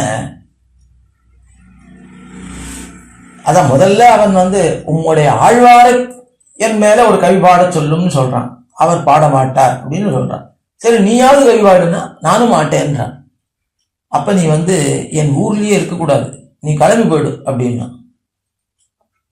கிளம்பி போயிடுன்னா ஆழ்வாரத்துல போய் சொல்லிட்டு கிளம்பி போறதுக்காக அவன் தீர்மானிக்கிறான். இந்த மாதிரி ராஜா என்ன தன்னுடைய பிரதேசத்தில் இருக்கக்கூடாது அப்படின்னு சொல்லி கிளம்பி போக சொன்னான் அப்படின்னு. அப்ப நீ என்ன பண்ண போற? நான் கிளம்பி போறேன். அப்போ நீ கிளம்பி போனா நானும் உன் பின்னாலே வரேன், நான் இருக்கணும். அப்புறம் திருவகா எம்பெருமான ஆழ்வார் பிரார்த்திக்கிறார். பக்தனான கணிகண்ணன் போயிட்டான்னா அவன் பின்னால் நான் போயிடுவேன். அப்ப நீ வந்து இங்க இருக்கணும், நீ என் கூட வந்துடு அப்படின்னு பெருமாள் பிரார்த்திக்கிறார். கணிகண்ணன் போகின்றான். காமருபவம் கட்சி அத துணிவுடைய சன்னாப்புலவனும் போகின்றேன். காமருபவம் கட்சி மணிவண்ணா நீ கிடக்க வேண்டா, நீயும் உந்தன் பையனாக பாய் சுருட்டிக்கொள் அப்படின்னு பெருமான பிரார்த்திக்கிறார். அவன் போறான், அவன் பின்னால் நானும் போறேன், நீ உன்னுடைய பையனாக பாய் சுருட்டி கூட வா அப்படின்ட்ட. சரின்னு பெருமாள் வந்துட்டார். அங்கிருந்து அவர் ரொம்ப தூரம் தள்ளி போய் ஏதோ ஒரு ஊர்ல வாசம் பண்றார். அந்த ஊருக்கு ஓர் இரவு இருக்கை அப்படின்னு பேர். ஓர் இரவு இருக்கை அப்படின்னு பேர். அப்ப இன்னைக்கு கொஞ்சம் மருவி ஓரிக்கை அப்படின்னு காஞ்சிபுரத்துல அந்த ஊருக்கு இதுகள் வாகனங்கள் கூட போறது, ஓரிக்கைன்னு பேர் சொல்றார். ஓரிரவு இருக்கை அப்படின்னு பேர். இங்க இருந்து கிளம்பி போன உடனே எம்பெருமான் கிளம்பி போயிட்டான உடனே எல்லா தேவதைகளும் அந்த ஊர்ல இருக்கிற தேவதைகள் எல்லாம் கிளம்பி போயிட்டா. அப்போ அத்தனை பேரும் கிளம்பி போயிட்டான்னு உடனே பகல்லையே இருட்டு வந்துருச்சு. சூரியன் அஸ்தமிச்சு போயிட்டான். தேவதை இருந்தா தானே இருப்பான், இது வெளிச்சம் இருக்கும். இப்படி ஆயிடுச்சு அப்படின்னு ராஜா வந்து பயப்படுறான். என்ன ஆச்சு? மந்திரிகளை கூட கேட்கறான். அப்ப வந்து சொல்றா, அந்த மாதிரி கணிகண்டனை வெளியில போன்னு சொன்னியோ இல்லையோ, அப்போ ஆழ்வாரும் கிளம்பி போயிட்டா, பெருமாளும் கிளம்பி போயிட்டா, தேவதைகள்லாம் கிளம்பி போயிட்டா. அதனால இங்க ஒன்றும் இல்லாமல் போயிடுச்சு, பிரகாசமே இல்லை. எப்படி நம்மளாம் ஜீவிக்கிறதுனா? அதுதான் ஜீவிக்கவே முடியாது அப்படின்னு. இதுக்கு என்ன பரிகாரம் அப்படின்னா, போய் அவனை பிரார்த்திச்சு திரும்பவும் கூட்டின்னு வந்தாதான் நமக்கு பரிகாரம், அதுதான் பண்ணணும் அப்படின்னு. ராஜா கொஞ்சம் தர்ம ஸ்ரத்த உடையவனாகையாலே சொன்ன வார்த்தை கேட்கறான், மந்திரிகள் சொன்ன வார்த்தையை கேட்கறான். அதனால போய் அவர்கள் எங்க போனார்கள் விசாரிச்சுட்டு போய் அந்த இடத்துல ஆழ்வார பிரார்த்திக்கிறான். இது மாதிரி தேவரில் எழுந்துள்ள பிறகு ஊரே அஸ்தமிச்சு போச்சு, அதனால திரும்ப எழுந்தரணும் அப்படின்னு சொல்லி. இப்போ கணிகண்ணனை தான் கேட்கணும்னு ஆழ்வார். நான் சிஷ்யனுக்கு பரதம் தரேன், அதனால சிஷ்யன் சொன்னபடி நான் கேட்பேன் அப்படின்னுட்டார். சரின்னு அவன் அந்த சிஷ்யனான கணிகண்ணனை பிரார்த்தினார். அதனால அப்படி கணிகண்ணனை பிரார்த்திக்கிறார் ராஜா. அவனும் மனசு இறங்கி சரி நான் வருகிறேன் அப்படின்னு சொல்றான். அப்ப வருகிறேன்னு சொன்னவாறு ஆழ்வாரும் சரி கணிகண்ணன் வரேன்னு சொன்னா நானும் வரேன் அப்படின்னு உடனே பெருமாளை பிரார்த்திக்கிறார். கணிகண்ணன் போக்கொழிந்தான் காமர்பூங்கொச்சி மணிவண்ணா நீ கிடக்க வேணும், நீ அங்கேயே வரணும். துணிவுடைய சொன்னா இல்ல, கணிகண்ணன் போக்கொழிந்தான் காமர்பூங்கச்சி மணிவண்ணா சென்னா புலவனும் போக்கொழிந்தேன், அல்ல சென்னா புலவனும் போக்கொழிந்தேன் காமர்பூங்கச்சி மணிவண்ணா நீயும் உந்தன் பையனாக பாய் படுத்துக்கொள் அப்படின்னா ரெண்டாவது சொன்ன. அதனால நானும் போக்கொழிந்தேன், நானும் அங்கதான் போறேன், ஆனால் நீ அங்க வந்து பாய படுத்துக்கொள் அப்படின்னு சரின்னு இவருக்காக பெருமாளை வந்துட்டார். ஆனா இந்த சரித்திரம் நடந்ததுன்னு எப்படி தெரியும்? அதுக்காக பெருமான் என்ன பண்ணுவான், சைன திருக்கோலத்துல பல திருக்கைய தலைக்கு கீழே வைத்து கொண்டு சயனிச்சுட்டு இருப்பான். திரும்பி வந்த உடனே மாறி சயனித்துக் கொள்றான் பெருமான். அதனால வலத்திருக்கைய வைத்துக் கொண்டு சயனிக்காமல் மாறி சயனித்தவாறு இடத்திருக்கையை கீழே வைத்துக் கொண்டு எம்பெருமான் சயனித்துக் கொள்றான். அப்ப என்ன ஆறுது அப்படின்னா, ஆழ்வாருக்கு பரதந்திரனாக நான் இப்படி இருந்தேன்னு அச்சையிலேயே காட்டிட்டு இருக்கான் எம்பெருமான். அந்த அளவு ஆசிரித பாரதந்திரியம் உடையவன் எம்பெருமான். ஆஹா, இந்த திருக்குடந்தை எம்பெருமான் இடத்துல ஆழ்வார் இப்படி ஆசிரித பராதீனாய்கொண்டு திருக்குடந்தையிலே கண்படந்தருகிறவனேன்னு எம்பெருமானுடைய அந்த பாரதந்திரத்தை இங்கே அனுபவிக்கிறார் இந்த 4ஆம் பாட்டுல. அடுத்து 5ஆம் பாட்டு. புட்டியில் சேரும் புழுதியும் கொண்டு வந்து அட்டி அமுக்கி அகம்புக்கறியாமே சட்டி தயிரும் தடாவினில் வெண்ணையும் உன் பட்டி கண்ணே கொட்டாய் சப்பாணி பற்பனாவா கொட்டாய் சப்பாணி. புட்டியில் சேரும் அப்படின்னா இந்த திரு அறைன்றது இடுப்பு, அதுல சேரு விளையாடுறான் கீழே, அதனால இடுப்புல எல்லாம் சேரு. புட்டியில் சேரும் புழுதியையும் கொண்டு வந்து அட்டி மேலே இட்டு அமுக்கி உரைக்கும்படி பூசி அகம்புக்கு உள்ளே நுழைந்து அறியாமே ஒருவரும் அறியாதபடி சட்டி தயிரும் சட்டிகளில் சேமித்து வைத்த தயிரையும் தடாவினில் வெண்ணையும் தாழிகளில் சேமித்து வைத்த வெண்ணையையும் உன் வாரி விழுங்கா நின்றவனாய் பட்டி கண்ணே பட்டி தின்னு திரிகிற கன்று போல செருக்கனானவனே. அதாவது வேறு வயல்களிலே பட்டி திரியறதுன்னா தன் இஷ்டத்துக்கு சஞ்சாரம் பண்றது அப்படின்னு அர்த்தம். அப்படி திரியிற கன்று இந்த கோயில் காளை அப்படின்னு அந்த காலத்துல சொல்லுவா. கோயிலுக்காக நேர்ந்து விடுறதுன்னு காளைகளை விடுவா.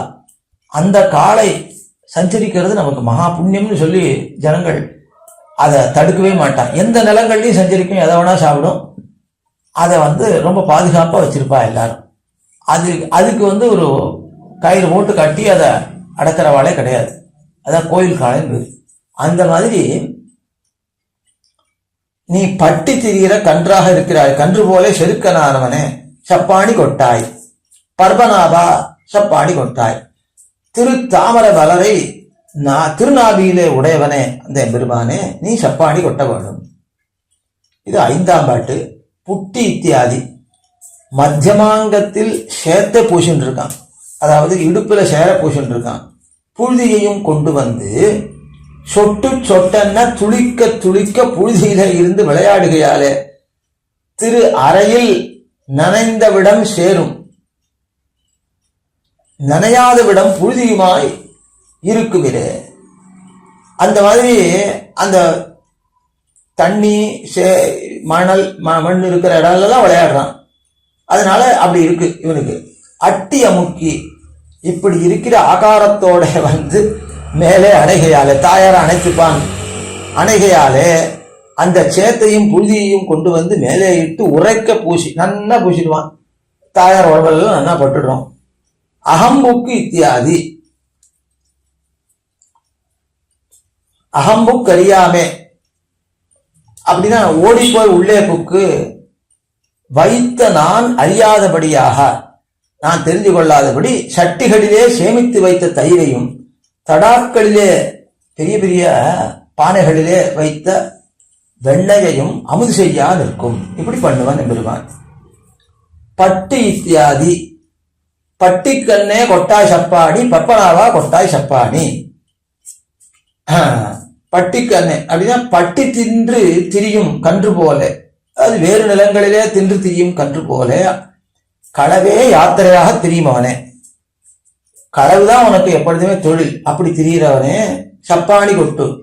பற்பனாவா சகல ஜெகத்காரணமான தாமரையை, ஜெகத்துக்கெல்லாம் காரணமான தாமரையை திருநாவிலே உடையவனே சப்பாணி கொட்டாய். அடுத்து 6ஆம் பாட்டு. தாரித்து நூத்துவர் தந்தசொற் கொள்ளாது போருய்த்து வந்து புகுந்தவர் மண்ணாள பாரித்த மன்னர் பட பஞ்சவர் கண்ணு தேருய்த்த கைகளால் சப்பாணி தேவகி சிங்கமே சப்பாணி. தந்த சொல் தாரித்து கொள்ளாது. சர்வலோக பிதா எம்பெருமான் தானே. சர்வலோக பிதாவான உன்னுடைய வார்த்தையை தாரித்து கொள்ளாது, தரித்து கொள்ளாமல் போர் உய்த்து யுத்தத்தை நடத்துவதாக வந்து கர்விஷ்டரால் வந்து புகுந்தவர். இந்த அமர்க்களத்திலே, அதாவது சண்டை நடக்கிற இடத்திலே புகுந்தவர்களாய் மண் ஆள, பாண்டவர்களை கொன்று தாங்களே ஆள வேணும், பூமி முழுதும் ஆளுவதாக பாரித்த, வெகு தூரம் யோசித்த மன்னர், ராஜாக்களான நூத்துவர், அரசர்களான நூத்துவர் 100 பேரும் பட அவர்கள் மாளும்படியாக பஞ்சவர்க்கு, பாண்டவர்கள் 5வர்க்கும் அன்னு, அவர்கள் உன்னை வேண்டிக் கொண்ட அன்று, நீதான் வந்து ரட்சிக்கணும்னு வேண்டுகின்றார்கள் அவர்கள்.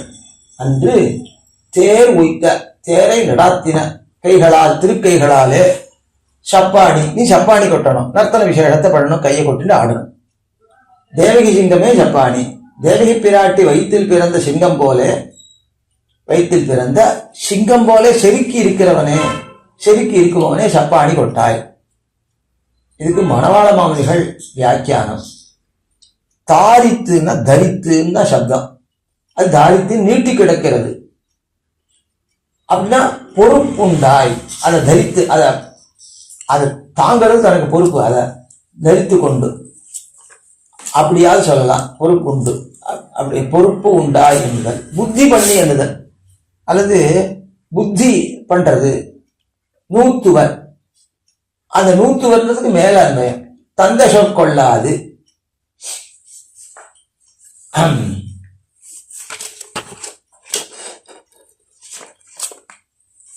தந்த சொற்கொள்ளாது, அந்த தந்தைகளுடைய, அதாவது தந்தைன்றவன் எம்பெருமான் தான், சர்வலோகத்துக்கும் பிதாவாகையாலே தங்களுக்கும் பிதாவான நீ 2 தலையையும் சேர்க்கைக்கு தூதாக எழுந்தருளி. சர்வேஷாமேவ லோகானாம் பிதா மாதாச்ச மாதவஹா என்று சொல்லப்பட்டிருக்கு. எல்லா லோகங்களுக்கும் பிதாவாயும் மாதாவாயும் இருக்கிறவன் மாதவன் என்கிறபடியே சர்வலோகத்துக்கும் நீ பிதா, பிதாவாகையாலே தங்களுக்கும் பிதாவான நீ, அதாவது கௌரவர்களுக்கும் பிதா எம்பெருமான் தான். அதனால பிதாவான நீ பாண்டவர்கள் தூதாக எழுந்தருளினாய். அந்த 2 தலையையும் சேர்க்கைக்கு தூதாக எழுந்தருளி, பாண்டவர்களும் நீங்களும் பரஸ்பரம் விரோதித்திருக்க வேண்டா, பிராப்தி எல்லாருக்கும் ஒக்கும், சம்பந்தம் எல்லாருக்கும் ஒக்கும் ஆன பின்பு, அப்ப ராஜ்யத்தை சமவிபாகம் பண்ணி புஜித்து, பிராப்தினா ராஜ்யத்தோட சம்பந்தம், உங்களுக்கும் அவர்களுக்கும் ஒக்கும், 2 பேருக்கும் உண்டு, உரிமை உண்டு. அதனால சமவிபாகம் பண்ணி புஜித்து சேர்ந்திருங்கோள், அது செய்ய மாட்டிகோளாகில் தலைக்கு 2 ஊராக அவர்களுக்கு 10 ஊர் தன்னை கொடுங்கோள். 10 ஊர் கொடுத்தா கூட போறோம். அதுவும் செய்யிகோளாகில் அவர்கள் தங்களுக்கு குடியிருக்கைக்கு 1 ஊர் தன்னையாகிலும் கொடுங்கோள். 1 ஊரா கொடுத்தா கூட போறோம். பெருமான் அவ்வளவு தூரம் இறங்கி கேட்கிறான்.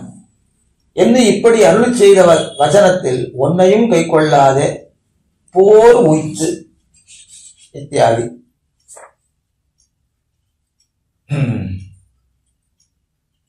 போர் உய்த்து வந்து புகுந்தவர். அந்த போரில முனைந்து வந்து சண்டையிட்டார்கள் அவர்கள்.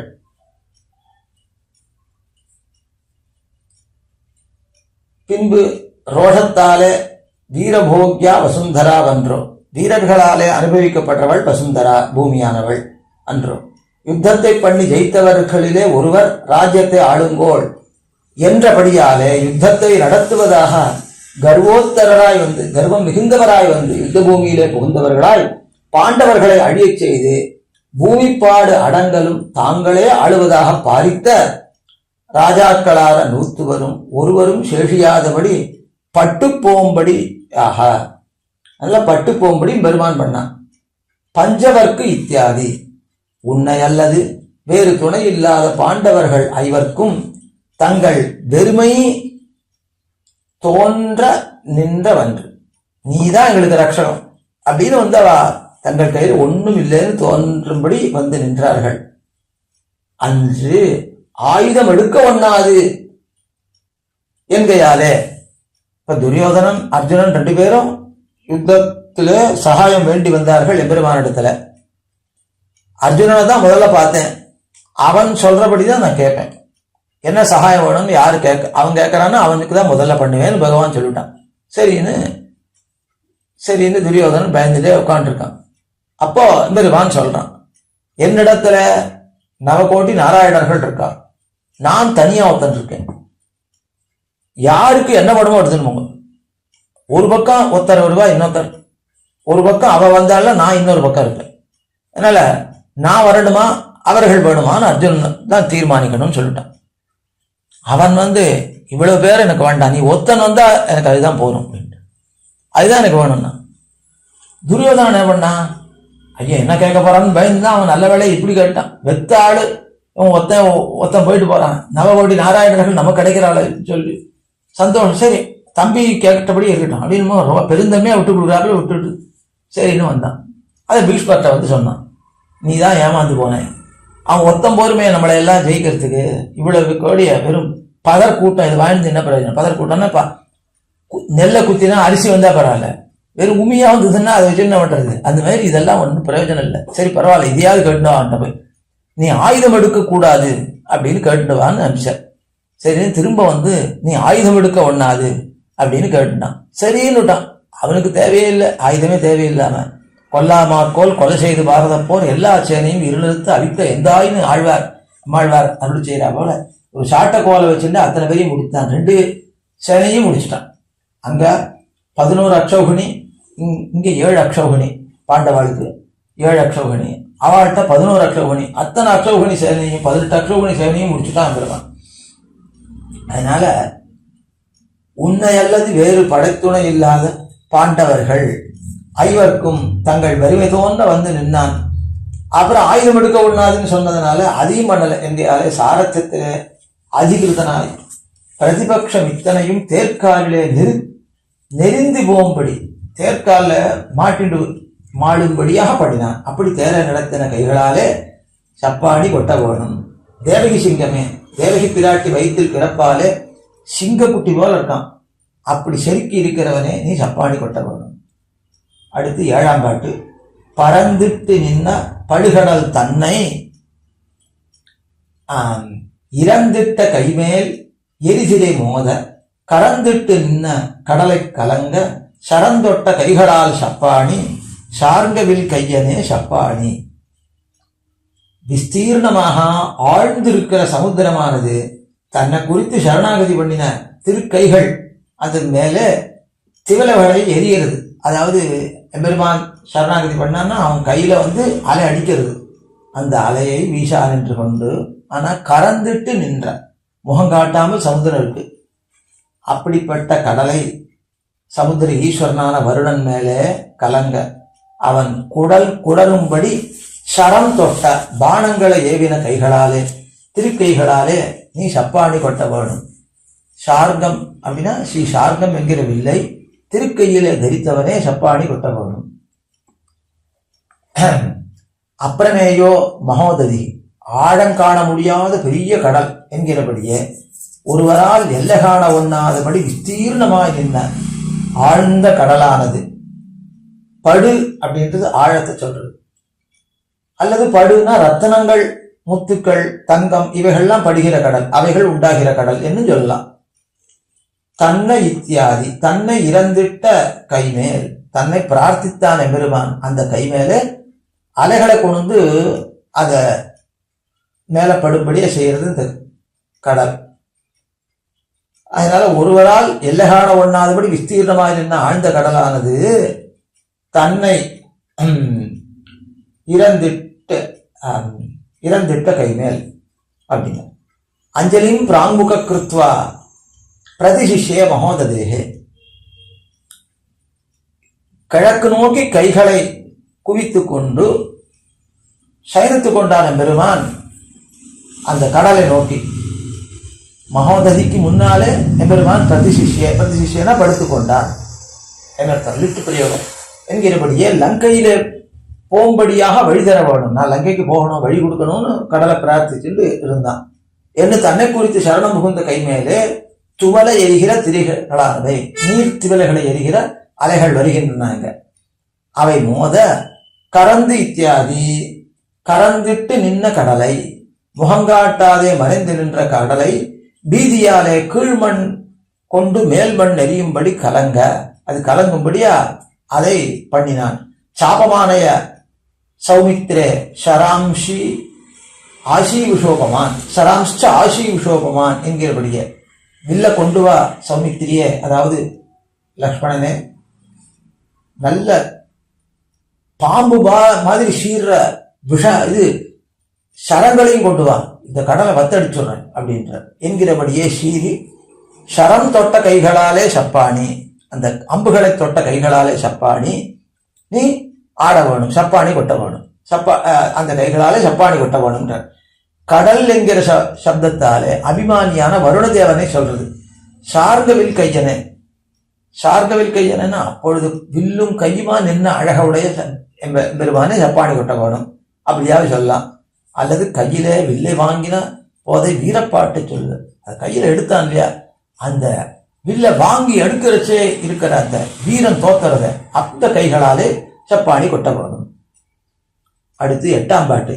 குறைக்கினத்தாலே குறைகடல் தன்னை நெருக்கி அணைகட்டி நீரிலங்கை அறக்கரவிய அடிகணையாலே நெருக்கிய கைகளால் சப்பாணி நேமியங்கையனே சப்பாணி. குறைகடல் தன்னை கோஷிக்கிற கடல், அதை குறக்கினத்தாலே வானர சமூகத்தாலே 2 பக்கமும் நீர் தேங்கும்படி அணைகட்டி, அணைய கட்டினா இந்த பக்கமும் எடுத்து அந்த பக்கமும் நீர் போயிடுத்து, நடுவுல கல்லுதான் இருக்கு, அணையா இருக்கு. அணைகட்டி நடுவே சேத்துவை கட்டி நீள் நீர் இலங்கை, பரந்த கடலை அகழாக உடைய இலங்கையில. அகழ் என்பது கோட்டையை சுற்றி இருக்கக்கூடிய நீர்நிலை. அந்த மாதிரி இப்ப இலங்கைக்கு கடலே அகழாக இருக்கு, அந்த கடலை தாண்டி யாரும் வர முடியாது. இப்ப இந்த அகழை தாண்டி யாரும் போக முடியாது. லோகத்துல கோட்டையில சுத்தி வர அகழ் இருக்கும், அதுல முதலைகள் இருக்கும். இது என்ன பண்ணுவான், அந்த கதவை உள்நோக்கி இழுத்துண்டுவான். அப்படி வச்சா அந்த கதவை விட்டால்னா அந்த கதவு மேல படியும், அது வழியாதான் உள்ள இருந்து ஜனங்கள்லாம் வெளில வருவா, திரும்பி உள்ள போவா.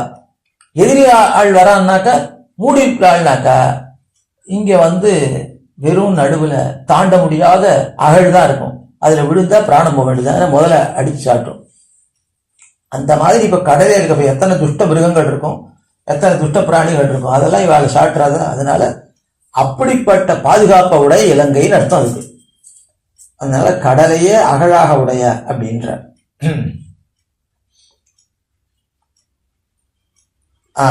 அணைகட்டி அதுல அணைகட்டுறான் அந்த இலங்கை அரக்கர்.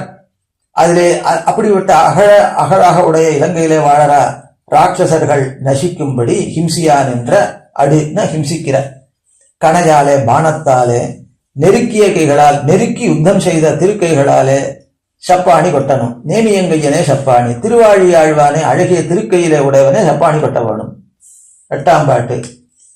குரக்கினத்தாலே, குரக்கித்தியாதி, குரக்கினத்தாலே குறைகடல் தன்னை, நீருக்கு அஞ்சி உயர்ந்த நிலங்களிலே வர்த்திக்கும் குரங்குகள், அவைகளாலே நீர்ல இறங்கிறதுக்கே முடியாது, பயப்படும் அதுகள்லாம். அந்த குரங்கு திரளை கொண்டு அணைய கட்டினான் பெருமான். நீருக்கு பயப்படாம அதுல இறங்குறது. ஆழத்தாலும் பரப்பாலும் திரைக்கிளப்பத்தை உடைத்தாய் கொண்டுன்னு நிறைய அலை மேலே எழுறது. அப்படிப்பட்டதாக கொண்டு கோஷியா நின்ற சமுத்திரத்தை, கோஷிக்கிற சப்தம் போடுகிற சமுத்திரத்தை, இரண்டருகும் தேங்கி போம்படி நடுவே அணை கட்டி, நீநீர் இத்தியாதி, நீநீர் இலங்கை அறக்கரவிய, நீழ்கடல் சூழ் இலங்கை என்கிறபடியே பரந்த கடலை அகழாக உடைத்தான லங்கையை இருப்பிடமாக உடையராகையாலே இந்த அரண் உண்டாயிருக்க நமக்கு ஒரு குறையும் இல்லை என்று செருக்கி இருக்கும் ராட்சசரானவர்கள் முழுக்காயாக அவியும்படியாக, அவ அப்படியே இருப்பா, உள் முழுக்க எரிஞ்சு போயிடும். அப்புறம் எப்படி பிராணன் இருக்கும்? அப்படி எரியும்படியாக அவியும்படியாக பிரதிபக்ஷ நிரசனசீலமான அம்புகளாலே நெருங்க பொருத கைகளாலே சப்பாணி, நேமியங்கையனே சப்பாணி, நெருங்க யுத்தம் பண்ணின கைகளாலே சப்பாணி கொட்டணும். அழகிய திருக்கையில் அழகிய சக்கரத்தை உடைய கைகளாலே சப்பாணி கொட்ட வேணும். திருவாழியை அழகிய திருக்கையில் கையிலே உடையவனே சப்பாணி, விரோதி நிரசனத்துக்கு அடுகணைதானே அமைந்திருக்கையாலே, அது குரூரமான அந்த கணையே போறோம். விரோதி நிரசனத்துக்கு எரியப்படும் கணை, அந்த கணைனா அம்பு, அதுவே போறோம். அது திருவாழி என்னவாக இருக்கு? வெறும் அழகுக்காக இருக்கு பெருமான் திருக்கையிலே. அப்புறம் 9ஆம் பாட்டு. அளந்திட்ட தூணை அவன் தட்ட ஆங்கே வளர்ந்திட்ட வாழுகிற் சிங்க உருவாய், உளந்தொட்டு இரணியன் உன்மார் வகலம் பிளந்திட்ட கைகளால் சப்பாணி, பேய்முலை உண்டானே சப்பாணி. ஹிரண்யன் அளந்து நட்ட ஸ்தம்பத்தை அவன்தானே சீறி உதைக்கிறான். அளந்திட்ட தூணை அவனே தட்டுறான். அந்த ஸ்தம்பத்திலே அவன் அடித்த இடத்திலேயே கத்தி போலே குரூரமான நகங்களை உடைய சிம்மரூபியாக பகவான் அவதரிக்கிறான். வளர்ந்துட்டு அவன் மனசை தொட்டு, அப்போ நெஞ்ச கிழிச்சு பார்க்கிறான். இப்போதாகிலும் அனுகூலிக்க கூடுமோ என்ன? அப்போ அனுகூலிக்கல. அதை பரீட்சித்து இரணியன் ஒள் அகலம் மார்பு, ஹிரண்யனுடைய ஒள்ளியதாய் ஒளி பொருந்தியதாய் அகன்றிருக்கிற மார்பை கிழித்த கைகளால் சப்பாணி, அந்த கிழித்த கைகளாலே சப்பாணி கொட்டணும். பூத்தனை முலை உண்டானே, பேய்முலை உண்டானே சப்பாணி, பூத்தனையினுடைய விஷந்தடவின முலையை அவள் உயிரோடு உண்டவனே சப்பாணி கொட்ட வேணும். 9ஆம் பாட்டு வியாக்கியானம். முன்பே நாரசிம்மத்தை அளந்து இத்தியாதி, முன்பே நாரசிம்மத்தை வைத்து நட்ட தூண் என்ன ஒண்ணாதபடி தானே தனக்கு பொருந்த பார்த்து அளந்து நட்டது அந்த தூண். அப்ப தானே நட்ட தூண்ல யாரும் நரசிம்மத்தை வச்சு கட்டல. அதனால தைரியமா தட்டுறாமா. வேறே சிலர் தட்டில் கையிலே நரசிம்மத்தை அடக்கி கொண்டு வந்து தூணிலே பாய்ச்சினார்கள் அவன் நினைப்பனான். அதனால தானே தட்டுறான் கதையால. அவன் தானே எங்குமுடன் என்ன பிரகலாதன் பண்ணின பிரதிஜை பொறாமல் பிள்ளையை சீறி வெகுண்டு தூண் புடைப்ப அழிக்கிறான். அவனை சீறி அந்த சீத்தத்தினுடைய அதிசயத்தாலே, அதாவது மிகுதியினாலே. ஆனால் நீ சொல்லுகிறவன் இங்கு இல்லை என்ன அழன்று அடிக்க இங்க கிடையாது, நான் தான் நட்டிருக்கேன் தூணன் அடிச்சான். அடித்த விடமொழிய தலாந்தரத்தில் தோன்றிலும் இவன் இங்கில்லை பத்தியா அப்படின்னு காட்டிடுவான். அதனால இங்கில்லை என்று பிரதிஜை நிலை நின்றதாம் என்று அத்தூணில் அவன் அடித்த இடந்தன்னிலே வளர்ந்துட்டு அங்க வளர்ந்தான் பெறுவான். பரிய இரணியன்னா பெரிய இரணியன், பெரிய மார்புடைய பெரிய உடம்புடைய இரணியன், பருத்த இரணியன் அர்த்தம். என்னும்படி பருத்து வளர்ந்த வடிவ உடையவனானவன் கீழ்ப்படும்படியாக தான் வளர்ந்தான் நரசிம்ம பெருமான். வாழுகிர் சிங்க உருவாய், அஸ்திர சஸ்திரங்களில் ஒன்றாலும் படக்கடவன் அல்லன்னு மாளக்கடவன் அல்லன். அப்படி பிரம்மருத்ராதிகள் கொடுத்த வரத்துக்கு விரோதம் பாராதபடி இவனை கொன்றான பெருமான். ஒளிய உடைத்தான உகிர்களை உடைய நரசிம்ம ரூபியாய் உளந்தொட்டு எங்கு உளன் என்று பிரகலாதன் சொன்னபடியே தான் இல்லை என்று சொன்ன ஸ்தலந்தனிலே உண்டு என்னும்படியாக தோத்துகையாலும் சிரம்பத்தி முடியிடைய கண் பிதுங்க வாயற தெளித்தான் என்கிறபடியே ஓரொன்றே துசகமாம்படி பண்ணின பீடா விசேஷங்கள் எம்பெருமான் அத்தனை பீடா விசேஷங்களை பண்ணினான். இவனுக்கு அவ்வளவு பீடைய வருத்தத்தை உண்டாக்கினான். பீதியாலே நெஞ்சு இழகி ஒருவேளை அனுகூலிப்பனோ என்று பார்க்கிறான் பெருமான். ஹிருதய பரீட்சை பண்ணி இரணியன் உன் மார்பகலம், ஹிரண்யனுடைய உள்ளியதாய் விஸ்திருத்தமான மார்பை, ஒளி பொருந்திய அதே மாதிரி விஸ்தாரமா இருக்கிற மார்பை, உண்மையாவது நரசிம்மத்தினுடைய கோபாக்னியாலும் தன்னுடைய உதரத்தில் பயாக்னியாலும் பிறந்த பரிதாபத்தாலே அக்னிமுகத்தில் பொன் போலே உருகி பதம் செய்து ஒளி விடுகை. அதான் அதனால்தான் அப்படி பதம் உருகி ஓடுறதுனாக்கா அப்போ ஒளி விடுறது இல்லையோ. இத்தால் திருவுகிற்கு அனாயாசேன கிழிக்கலாம்படி ஒரு வாழநாரை கிழிக்கலாமல மார்பை கிழித்து விட்டான் பெருமான். ஏன்னா உருகி போயிடுத்து அந்த மார்பு எம்பெருமானுடைய கோபாக்னியினால. அதை சொல்லுகிறது. அகலம் என்கையாலே வரபல புஜபலங்களாலே மிடியற ரொம்ப சங்கோச்சமே இல்லை.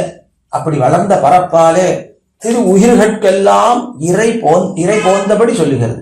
பிளந்திட்ட கைகளால் உடலகம் இருபிளவாக்கையில் நீளுயிர் படையது வாய்த்தவனே என்கிறபடியே அந்த திரு உயிர்களாலே இரண்டு கூறாக பிளந்து புகட்ட திருக்கைகளாலே சப்பாணி, நீ சப்பாணி கொட்டணும். பேய்முலை உண்டானே சப்பாணி கொட்ட வேணும். அவனை போல பிராதிகூல்யம் தோத்த நிற்கையும் மன்னிக்கே தாயாய் வந்து அனுகூலையாக வர அவள் வஞ்சகை. அப்படிப்பட்ட பேய் பூதனுடைய முலையை பிராணசகிதமாக உண்டு முடித்தவனே நீ சப்பாணி கொட்ட வேணும். அடுத்து 10ஆம் பாட்டு. அளந்திட்ட அமரர்கள் ஆழ்கடல் தன்னை விடந்திட்டு மந்தரம் மத்தாக நாட்டி வடஞ்சுத்தி வாசுகி வன்கயிறாக கடைந்திட்ட கைகளால் சப்பாணி கார்முகில் வண்ணனே சப்பாணி. தேவர்கள் சரணம் புகுந்த அளவிலே கம்பீரமான க்ஷீர சமுத்திரத்தை நெருக்கி மந்தர பர்வதத்தை கடையும் மத்தாக, மந்தர பர்வதம் தான் கடையிற மத்து, அதாக நிறுத்தி வாசுகி அந்த நாகமாகிற வலிய கயித்தை கடை கயிறாக, அந்த பாம்பத்தான் கடையிற கயிறாக சுத்தி கடைந்திட்ட அமிர்தம் கிளறும்படி கடைந்தருடைய கைகளால் சப்பாணி, அந்த கைகளாலே சப்பாணி கொட்ட வேணும். கார்முகில் வண்ணனே சப்பாணி, கரிய மேகம் போன்ற வர்ணத்தை உடையவனே சப்பாணி கொட்ட வேணும். 10ஆம் பாட்டு வியாக்கியானம். அடைந்து இத்தியாதி. அடைந்திட்டு அமரர்கள் ஆழ்கடல் தன்னை. துர்வாச சாப உபகதராய், துர்வாசர் ஒரு மாலையை கொண்டு மகாலட்சுமியுடைய மாலையை இந்திரனுக்கு கொடுத்தா அதை அவன் ஐராவதத்தின் கழுத்துல போட்டான். அந்த ஐராவதம் காலில் போட்டு மிதிச்சுது. இதை பார்த்த துர்வாசருக்கு கோபம் வந்தது. நிஸ்ரீகனாக போ அப்படின்னு சபிச்சார். அதனால அவர்கள் தேவர்கள் எல்லாருமே ஸ்ரீ இல்லாதவர்களா போயிட்டா, செல்வம் இழந்தார்கள், மகாபலியின் இடத்துல தோத்து போனார்கள். அப்ப நட்டை, அதனால அத்தாலே நட்டைஸ்வரியராய் அசுர ஆக்ராந்தராய்னா மகாபலி தான் அசுரன், அவனாலே பீடிக்கப்பட்டவர்களாய் அமரத்துவ சாபேட்சரான தேவர்கள். அமரத்துவம் இனிமே வேணும், அதாவது நிரந்தரமா நாங்கள் இருக்கணும் அப்படின்ற அபேட்சையை உடையவர்களான தேவர்கள். சரணம் துவாம் அனுப்பிராப்தாக சமஸ்தா தேவதாகணாக, தேவதாகணங்களான நாங்கள் எல்லாம் உன்னை சரணமாக வந்தடைந்தோம் என்கிறபடியே ரட்சித்தருள வேண்டும் என்று சரணம் புகிறார்கள். அடைந்துட்டு என்றார் என்கிற வினையச்சம் திரிந்து அடைந்திட என்று என்னும் பொருள் பெற்று கிடைக்கிறது. நலங்கடல் வணங்கி என்கிற இது திரிந்து வணங்க என்னும் பொருளாகிறார். நலங்கடல் வணங்கன்னு அர்த்தம். அது மாதிரி இங்கேயும் மாறுறதுன்றார். ஆழ்கடல் இத்தியாதி. அத்தியகாதமான க்ஷீராப்தியை நம்முடைய படுக்கை என்று பாராதே, அந்த படுக்கை நெருக்கி அவள்லாம் பெருமாளுடைய படுக்கைன்னு பாராமல் மந்திரத்தை போட்டு கடைய சொல்றா. அது மாதிரி கடையறான் எம்பெருமானம். மந்தரம் கிருத்வா என்கிறபடியே, அதாவது மத்தாக மந்திரத்தை நாட்டி, அப்புறம் மகாஜலமான மந்திரத்தை கடைகைக்கு மத்தாக நாட்டி, அப்புறம் வடம் இத்தியாதி பாட்டில் வடம் சுற்றி வாசுகி அப்படின்னு சொன்னார். யோக்திரம்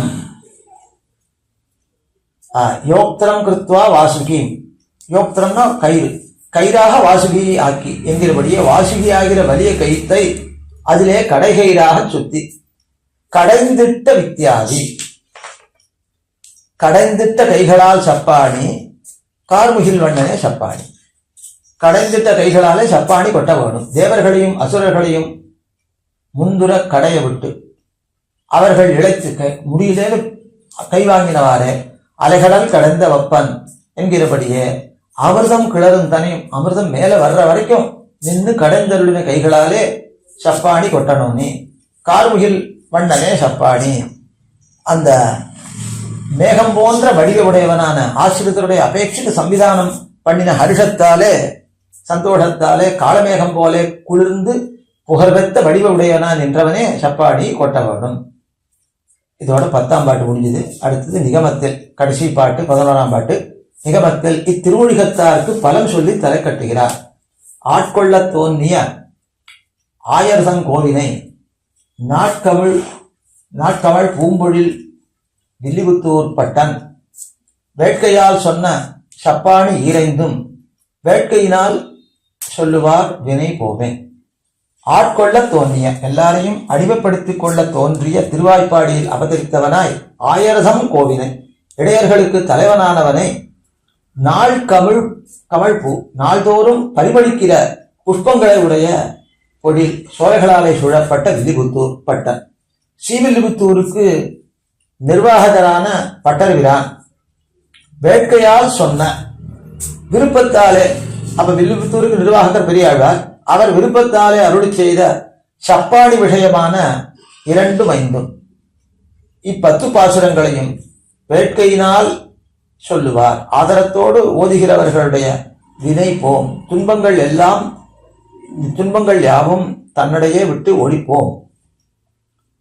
வியாக்கியானம். ஆட்கொள்ள தோன்றிய, சர்வரையும் அடிமை கொள்வதாக வந்து ஆவிர்பவித்த அவதார பிரயோஜனம் லீலா விபூதியில் உள்ள சேதனரை திருத்தி அடிமை கொள்ளுகை என்கை, மோட்சத்திலே அவர்களை அடிமை கொள்ளுகை. பிறந்த என்னாதே தோன்றிய, ஆட்கொள்ள தோன்றியவன் பெறுவான் ஏன் சொல்றாருன்னு, தேவகி பூர்வ சந்தியாயாம் ஆவிர்பூதம் மகாத்மனா அப்படின்னு புராணம் சொல்றது. ததோகில ஜெகத்பத்ம போதாய அச்சுத பானுனா தேவகி பூர்வ சந்தியாயாம் ஆவிர்பூதம் மகாத்மனா, எல்லா ஜெகத்தாகிற தாமரை வளர்வதற்காக அச்சுதபானு என்கிற, அச்சுதபானுனா அச்சுதனாகிற சூரியன், அவன் தேவகி என்கிற பூர்வ சந்தி பூர்வ திக்குல எம்பெருமான் உதித்தான், ஆவிர்பவித்தான், தோன்றினான் அப்படின்னு சொல்லிருக்கிறத பிறந்தான்னு சொல்லல என்கிறபடியே கர்ப்பவாசம் என்ற தோஷம் இல்ல எம்பெருமானுக்கு. கர்ப்பவாச தோஷம் வர வந்த அவதரித்துமை தோத்துகைக்காக ஆயர்தம் கோவினை ஆவிர்பவித்தது ஸ்ரீ மதுரையிலே ஆகிலும் அது பிரகாசித்ததும் பிரயோஜனப்பட்டதும் திருவாய்ப்பாடியிலே இரு. அதனால தோன்றினான் மதுரையில, ஆனா எல்லாம் பிரகாசித்தது இங்கேயா இருக்குனால தோன்றினது திருவாய்ப்பாடியிலே என்று சொல்றார் ஆழ்வார். தான் தாழ நின்று ஏவிற்று செய்து, அவள்லாம் என்ன ஏவரால் அது செய்யறான், தன் நீர்மையாலே எல்லாரையும் வசீகரித்து ஆளாக்கி கொண்டு சர்வ கோப நிர்வாகனானவனை, எல்லா கோபர்களுக்கும் நிர்வாகனா இருக்கிற எம்பெருமானை, நாட்கமழ் இத்தியாதி, நாட்கமழ் பூம்பொழில் வில்லிபுத்தூர் பட்டன், சர்வகாலத்திலும் கமலா நின்றுள்ள பூம்பொழில்களை உடைய, பூக்களை உடைய, சோலைகளை உடைய ஸ்ரீவில்லிபுத்தூருக்கு நிர்வாகனான பெரியாழ்வார். வேட்கை இத்தியாதி, வேட்கையால் சொன்ன அவதார சேட்டித அனுபவத்தில் ஆசையாலே அருளி செய்த சப்பாணி ஈரைந்தும், சப்பாணி விஷயமான 10 பாட்டும் ஆசாபூர்வமாக வேட்கையால் சொல்லுவார் வினை போமே. ஆசாபூர்வமா ஆசையோட சொல்றவா, அவளுடைய சொல்லுபவர்களுடைய அகில பாவங்களும் தன்னடையே போம் என்று 11ஆம் பாட்டு முடிகிறது. இதோட இந்த முதல் 10ல் 6ஆம் திருமொழி முடிகிறது. ஆழ்வார் திருவடிகளே சரணம், எம்பெருமானார் திருவடிகளே சரணம், ஜீயர் திருவடிகளே சரணம். அடியார்கள் வாழ அரங்கநகர்